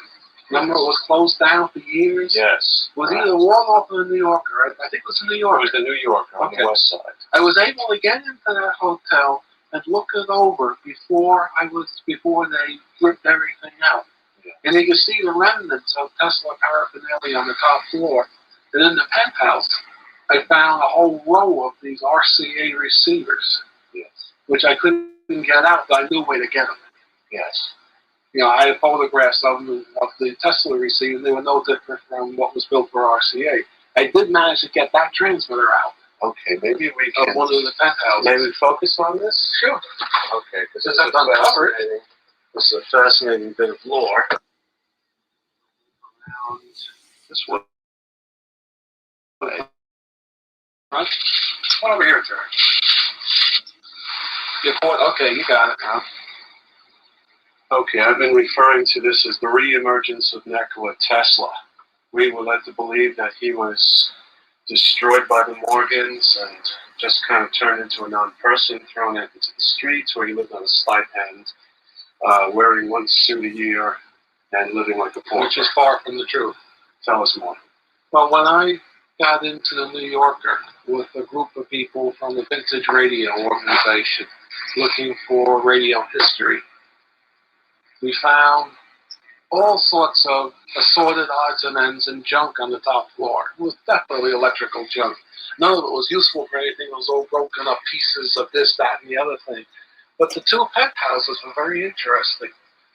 One of the penthouses had a big cabinet with a radio transmitter in it. I brought out the RF section, and there it sits right there. Tesla used this for something. I'm not sure what he did with it. The other penthouse was filled with giant racks of these huge receivers that I got in the other room, but there's no power to connect the camera to shoot it. Yes. Although you can focus on pictures of them I have. And Tesla used these receivers. The folklore has it that he was talking to the ETs of these things. How true that is, I don't know. There's a lot of folklore about Tesla talking to ETs, and then in the later years, his developments were ET inspired. But Was he who talking knows to for real? ETs? Right. What about his involvement with the electric car and wireless transmission? See, now you know kind of the thing that'll push you over the edge. Like they gave Tesla gave these people all kinds of innovations, but at the end of the day, they wanted to reduce his influence because they knew he had to tap into who? See, Nikola Tesla was special. Yeah, he's a very intelligent man, but his inventions would suggest that his intellect exceeded himself alone, that he did receive outside help. Where did he get it from?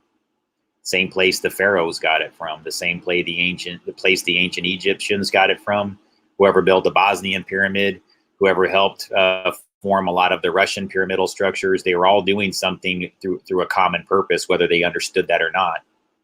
I've learned that through my own work. There's times where I was building things and had no clue that it might achieve a larger work. No clue that we were all doing something that we thought amounted to one thing, but actually might have amounted to another. And that we're told to believe by some that it's a negative thing. And we would be programmed to believe that it's a negative thing. And I'm going to explain something to you. It is not negative. It's miraculous and beautiful. And when it's all revealed, it will inspire people. Excuse me. And it's because some of us are just going to make a decision that that's the way it's going to be. We're not going to allow it to be something dark and tragic, because we are the inventors of much of these things that are making it exist at a nodal level. And now it's really kind of a game between those of us who establish nodes in this larger etheric grid on in this country and on this planet. Those of us who have that as our inventions, can they erase us from relevance like they tried to with Tesla if we decide we want to do something different? What I mean to say is that when you invent something or you create something, whether it's just like you design a tower or you actually create an engineering concept from the ground up, thoughts become things. Your aether begins to be transmitted from said invention if it has the ability to, which nearly every invention or design that I created does in fact transmit outbound and does receive information inbound, which means if I'm still connected at an etheric level, at an orgone-based level, if I have an imprint the same way you give birth to a child and they have part of your DNA, I gave birth, I guess you could just say, to many cell towers, and they still have my quote DNA. There's no other way to get to evaluate it. Yeah, others were involved the same way doctors deliver a baby at the hospital, but still the architecture of the invention originates with the parents, right? You can only give so much credit to the doctor for how the kid looks or for how the kid behaves when it's all said and done. He delivered it. That's very significant. You probably couldn't have done it on your own, but that doesn't make the doctor the inventor, right?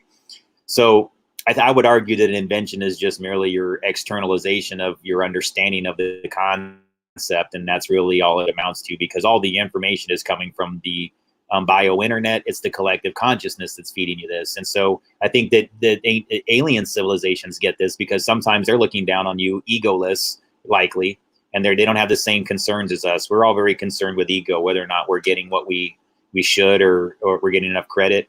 I'm like that myself, guys. I get it, I can be that way.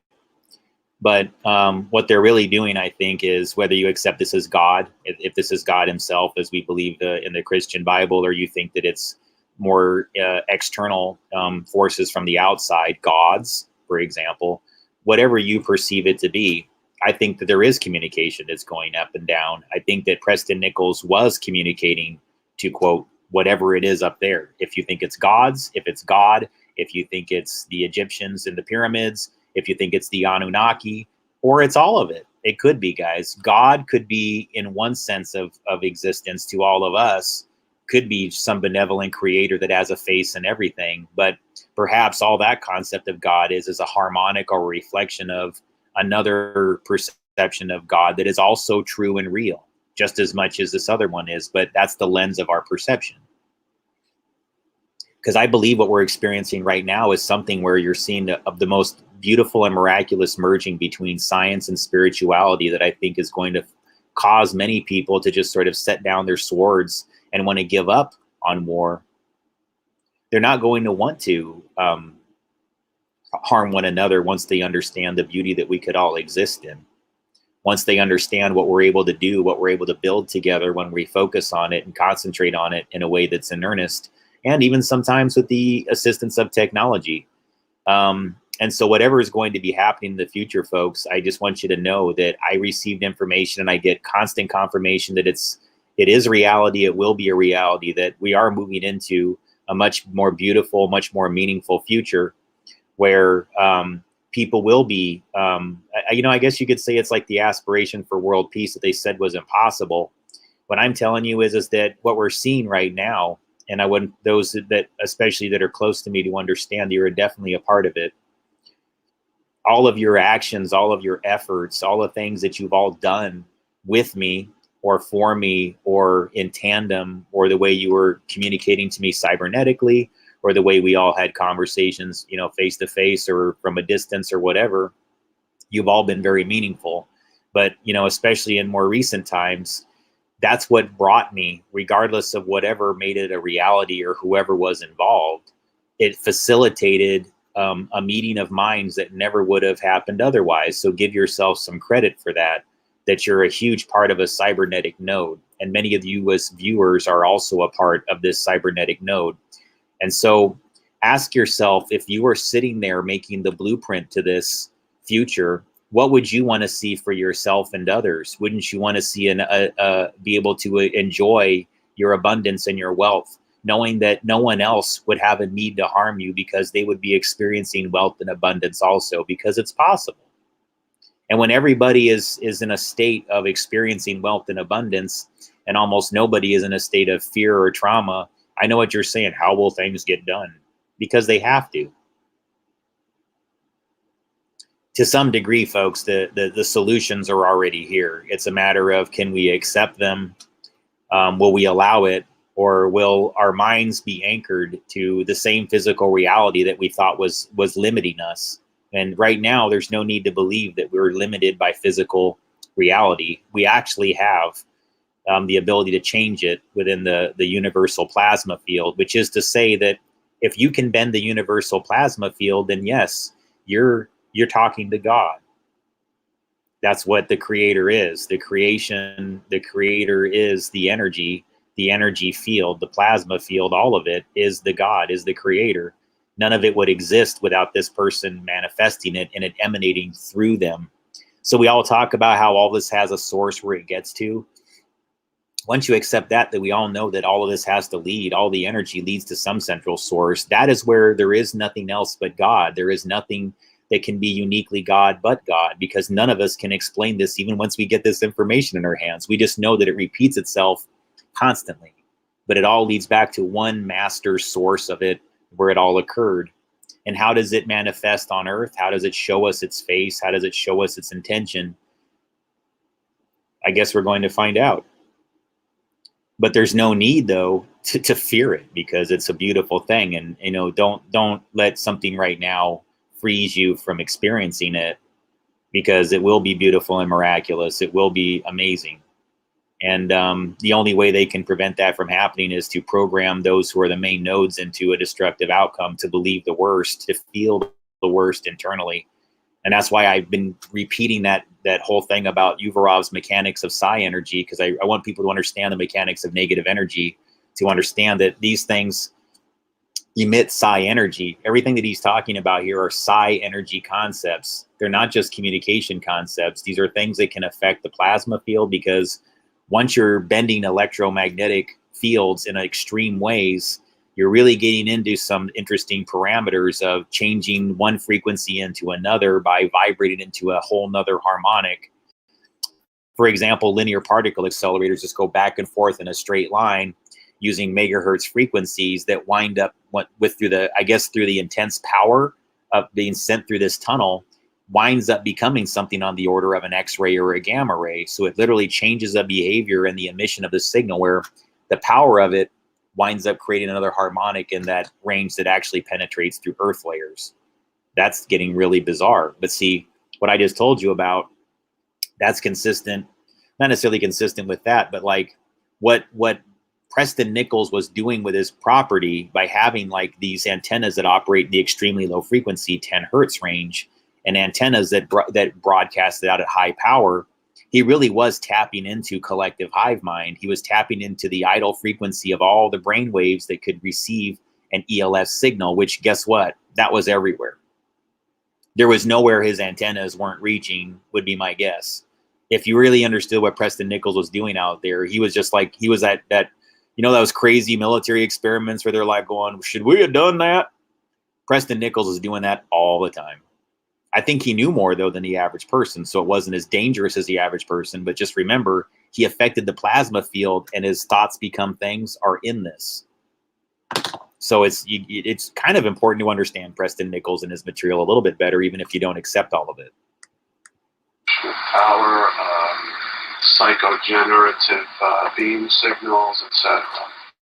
How did that relate to this kind of? Well, he probably was transmitting psychoactive signals with this. Because this transmitter has etc. How did that relate to this kind of? Well, he probably was transmitting psychoactive signals with this. Because this transmitter has modifications in it that are similar to the ones I use here to transmit psychoactive signals. I see. In fact, it's very similar. After I made the modifications, I brought this back, I studied this, I realized, hey, I'm not the first one to do this sort of thing. Okay. Anything unusual you saw in the circuitry there, perhaps, you could mention?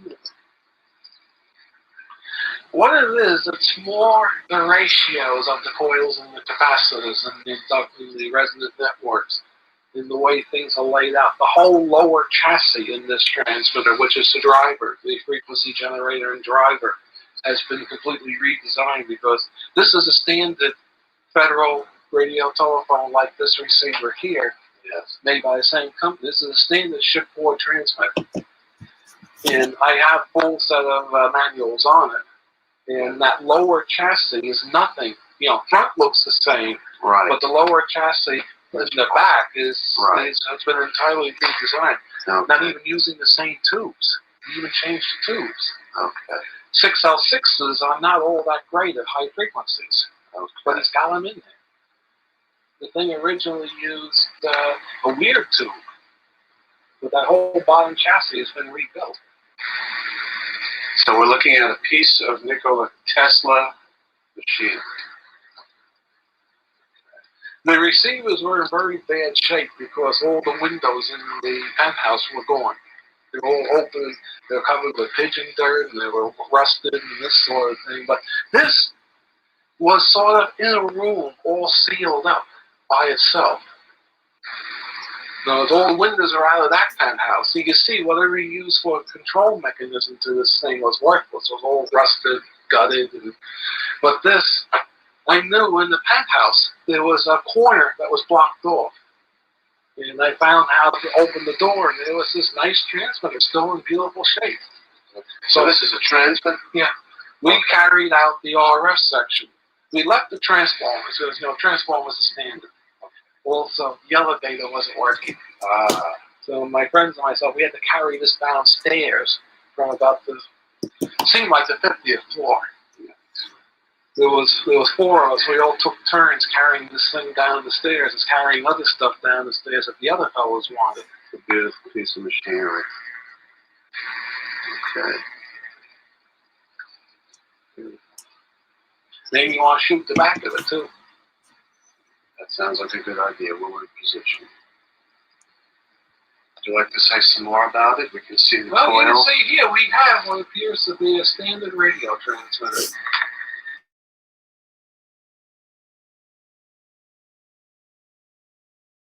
The only thing is you got to look at the details of this chassis is built different from what it was originally designed. The upper section is standard. Of course, you can't tell by looking at it. You'd have to actually schematic it out, and you'll find that the circuit is entirely different from what came from the factory. Still, it's nice work. It's beautiful. He did a nice job on it. Whoever did it for him, if he didn't do it, did a nice job. The 6L6s aren't strong enough to drive a pair of 813s. Usually you need something like an 837 to drive 813s or something like that. Can you talk a little about this electric car? That seems to occupy a lot of people's imagination. Well, I have personally talked to people that were descendant from his lawyer that have seen the electric car. Yes. And I'm still trying to find out where it is. I'm still tracking it. I see. I don't know if it still exists, but I'm trying to find out what actually happened to it in the end. Where did it go? Was it destroyed? This sort of thing. I haven't been able to find it. For all we know, this may be the transmitter that transmitted to the electric car. I don't know. Yeah. I don't know what he did. Do you have And any idea? interestingly enough, this is psychically clean. There's no images on this. I'm sure even George could testify to that. This thing is clean. Okay, in other words, whatever signal it's transmitting is pure. And there's no residuals in it. They're completely hosing up all of this and guys inside the closed captions. So you're going to have to listen. If you're just reading the closed captions, it's not going to help you much right now. Sorry. I was like, wow, this is awful. Meaning, there is no... You turn on a radio transmitter. Yes. You can feel images. Well, here, let me go get a small radio transmitter. Okay, here we got two transmitters. The old Tesla transmitter. Yes. Tesla. And this old military transmitter. And military Now, I'll transmitter. guarantee both of them have been used. Right. This set has been used. Yes. So we know that set has been used. But I'm sure both of you gentlemen, being sensitive to being able to pick up fields, can testify that that has all sorts of information stored in it, Very but that nice. doesn't. Right. I do feel it. I do sense that. Yeah, it's very busy. Yeah. Yeah, it feels like this was... See, been whenever used. you turn these things on, it Right. leaves residuals of what went through them, the information. I see. This is A good fascinating. psychic, Somewhat of a wave pulsation to it. Yeah. a true psychic can read what this is sent. Yeah. This is noise. There's nothing on that. Yeah. This is clear. The Tesla transmitter. The Tesla transmitter is clear. Somehow, he's got this self-clearing. I don't know how. That's the reason I'm sitting here, because I'm still studying it. I see. Trying to figure out why is this self-clearing and this is not, for instance. What about the transparency of the device to the signal, maybe? I don't know. How transparent materials? Are the materials radically different? No.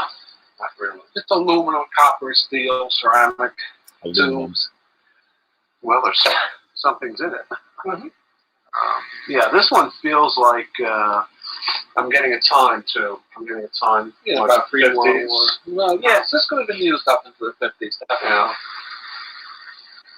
Because this was built in the late 40s. Yeah, not into the 60s, No. but certainly up until the middle 50s. A lot of activity. Well, this was replaced by the GRC-9 in the mid-50s. So they only used these up to the middle It's very 50s. noisy. There seems to be, if I could just step Sure. into the field here, there seems to be a lot of noise around these functions here. Well, you're at the oscillator end. These components Yeah. right here. That's the oscillator. This is kind of, it's going in. He's The saying signal feels like it's going oscillator. in and like really Okay, you buzzing are here. picking up the conjugate return that's coming back into the transmitter. That's interesting. Okay. That's the image you talked about when we were on the roof. Right. The way the receiver acts like a transmitter and the transmitter It acts like a receiver. It's fascinating. Yeah. I just wanted to pick up on something that I mentioned on the roof before and didn't fill in. It's been a theory of mine. Maybe we can bat this around the room. A lot of people think that because 2, 3, 4 or more psychically sensitive people are picking up different things, that means they're all wrong. Not necessarily. Definitely does not mean that they're all wrong. It means that they're all picking up something, possibly in different resonant levels. Well, for instance, on this, how many messages would you guess that the Army sent with that? Lots. So there's something of every message in there. Yikes, yeah. The different psychic may pick up on a different message. Right. And if you read it, if I was to bring in 50 psychics, I bet you get 50 different readings. If I could pick up a place on the East Coast where the signals were coming out of, See, I don't know. Maryland, maybe. I have no idea. I'm just trying to cite this thing. This I picked up at what's known as the Ham Fest, which is a ham radio flea market. Okay. Where hams go to sell off their excess junk. Where that came from, where it was used, I don't have the positives. Okay, that versus this.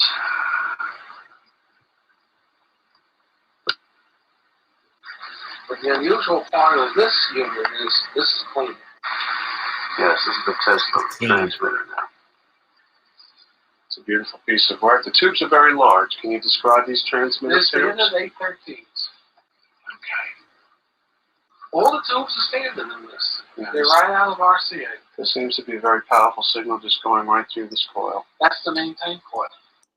It's bizarre that the number of the coil is called a 13. They nicknamed these coils 13.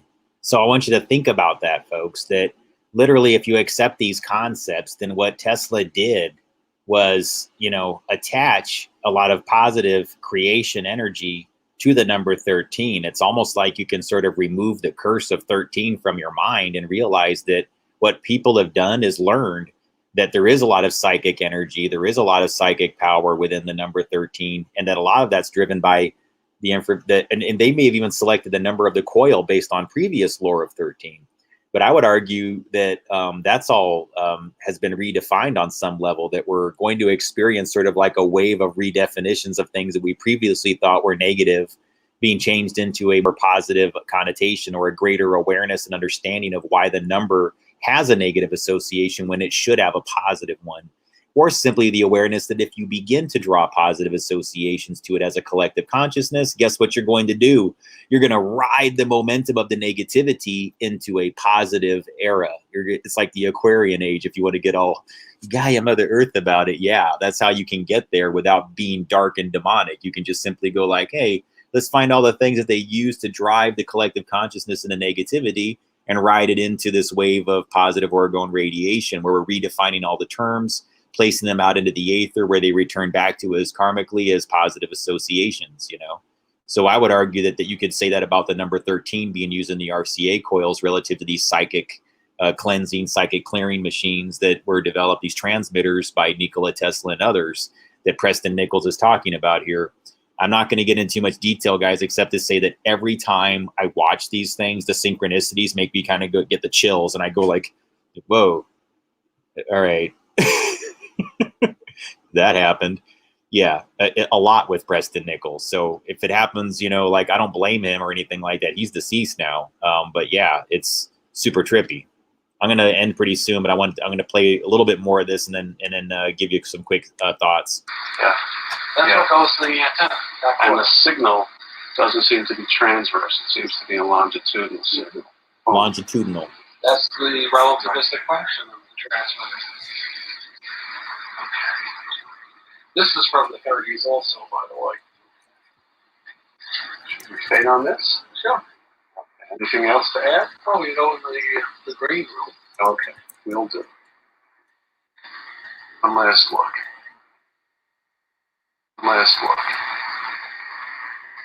Fade on George. At this point, I'm going to have to fade out. George, you're feeling tired? Well, I have some commitments. Okay.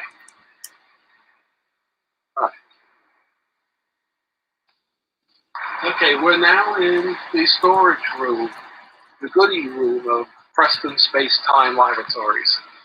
This is where I store all stuff I'm not using at this moment. We don't have on display. If you turn around behind you over here, you see our transformers.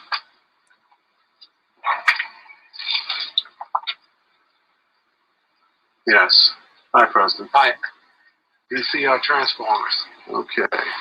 For you as an audio man, this whole bottom shelf, this shelf here going all the way over is nothing but output transformers. Right. You know what they are for tube amps, right? Yeah. All right. I'm going to give you a brief thing in Google Earth really quick that kind of tripped me out a little bit. Hopefully somebody else finds this funny too. And please think of this as a positive event, because I promise you that things are all going to work out. If you're having doubts, it's okay.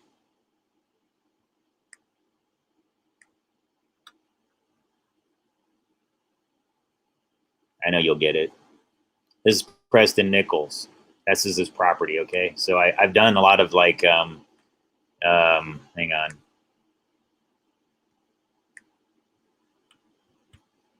So this basically in this documentary, what I just showed you, now I'm kind of zooming in to where Preston Nichols had his antenna mounted. So it's going to be offset. It's somewhere like right around here. So the angles that I dial in, if I were just to move this pinpoint even like a matter of feet, it would change the results ever so slightly. So keep that in mind. There's going to be variables on what I'm discussing here. But this is just basically drawn from the roof of Preston's house, where I assume is his house between these two. And then it goes, this is in Cairo, New York.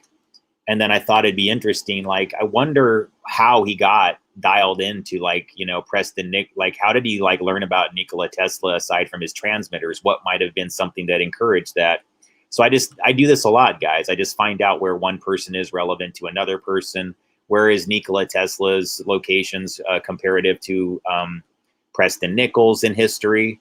Again, these guys are on different timelines, but you heard Preston Nichols say that he believes Nikola Tesla was more successful, but had to be quiet about it because he had all these non-disclosure agreements.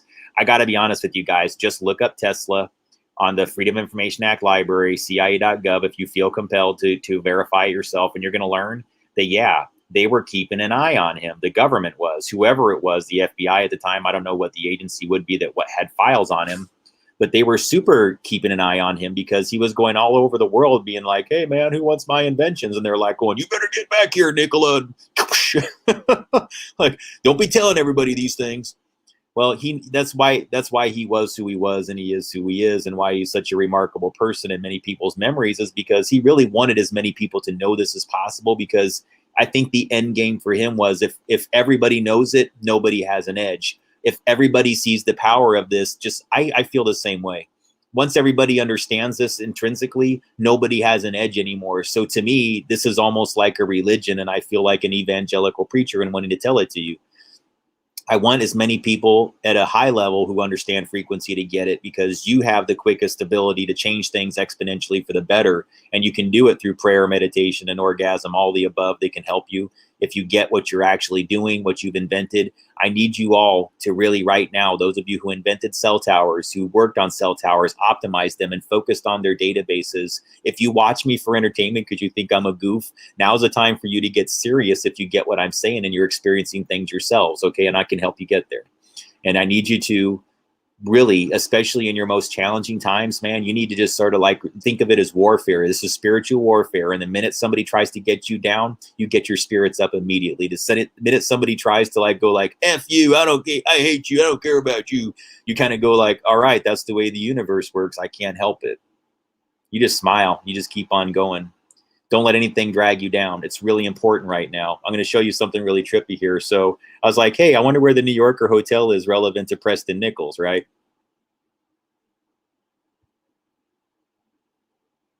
Well, the thing I learned is it goes pretty much goes due south, and you wind up at the New Yorker hotel here. And what I thought was super interesting is it's pretty much dialed in. It's actually 179 point some degrees, which is funny in and of itself because my birthday is 7/9. And so it wasn't quite 180 degrees. It was very, very close. But I would argue that it doesn't necessarily mean that it's 179 point whatever degrees. It could just be that the antenna is slightly offset, or really it doesn't matter. The fact that I found my birthday when I dialed it in was just funny to me. And then as I went down there, you know, guys, it's like I've been saying to people all the time. I mention often in my material Madison Square Garden. I've been talking a lot about how CERN is affecting space-time manipulation and things like that. And if you look at the Madison Square Garden, I would argue that that's like an organic form of energy harvesting that's a lot like CERN. You put everybody in the round. You put them in a sporting event where they might like a boxing match or something like that, where they get super excited or super depressed all at the same time. Positive orgone radiation, dark orgone radiation. Positive orgone radiation, dark orgone radiation. Human nodes all in a circle, hiving together, creating energy events that spread throughout the entire city. Genius, exactly like the reason why the Colosseums were built at a more esoteric level. What did the ancients know about energy harvesting, about putting people into certain environments and getting them to cheer on the destruction of someone or something? Maybe it was a bullfight. Put them in the round, cheer for the destruction of the bull. Put them in the round. You want to see your favorite fighter win, whether it's mixed martial arts or boxing or whatever it is. They put them in a round to get all the hives the human brainwave nodes to hive together and to focus and concentrate on the names of the players. Why do you think the names of these athletes are getting so esoteric? Why are they getting super occulted? Because these people understand sigil magic. And it's all about becoming the icon character to get all that human energy, to get you to focus on their inventions, things that benefit them.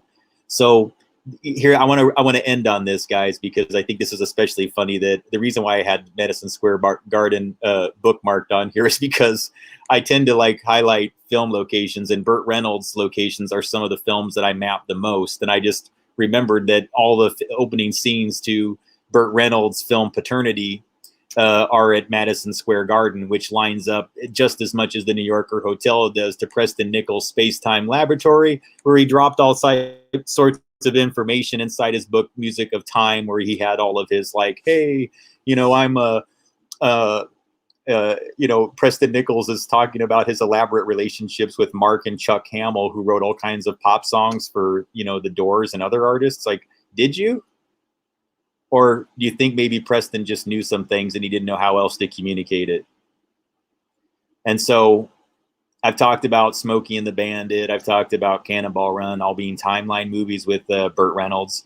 Burt Reynolds, I think, I don't know what his deal was, guys. I know it's a strange way to end the movie, but space and time, you know, time isn't what you think. It can be manipulated. There are things that are communicating back and forth. And some of these people are just really, really beautiful and benevolent, and they're just trying to tell you something, and they're trying to tell me something that's positive. And I hope you understand that.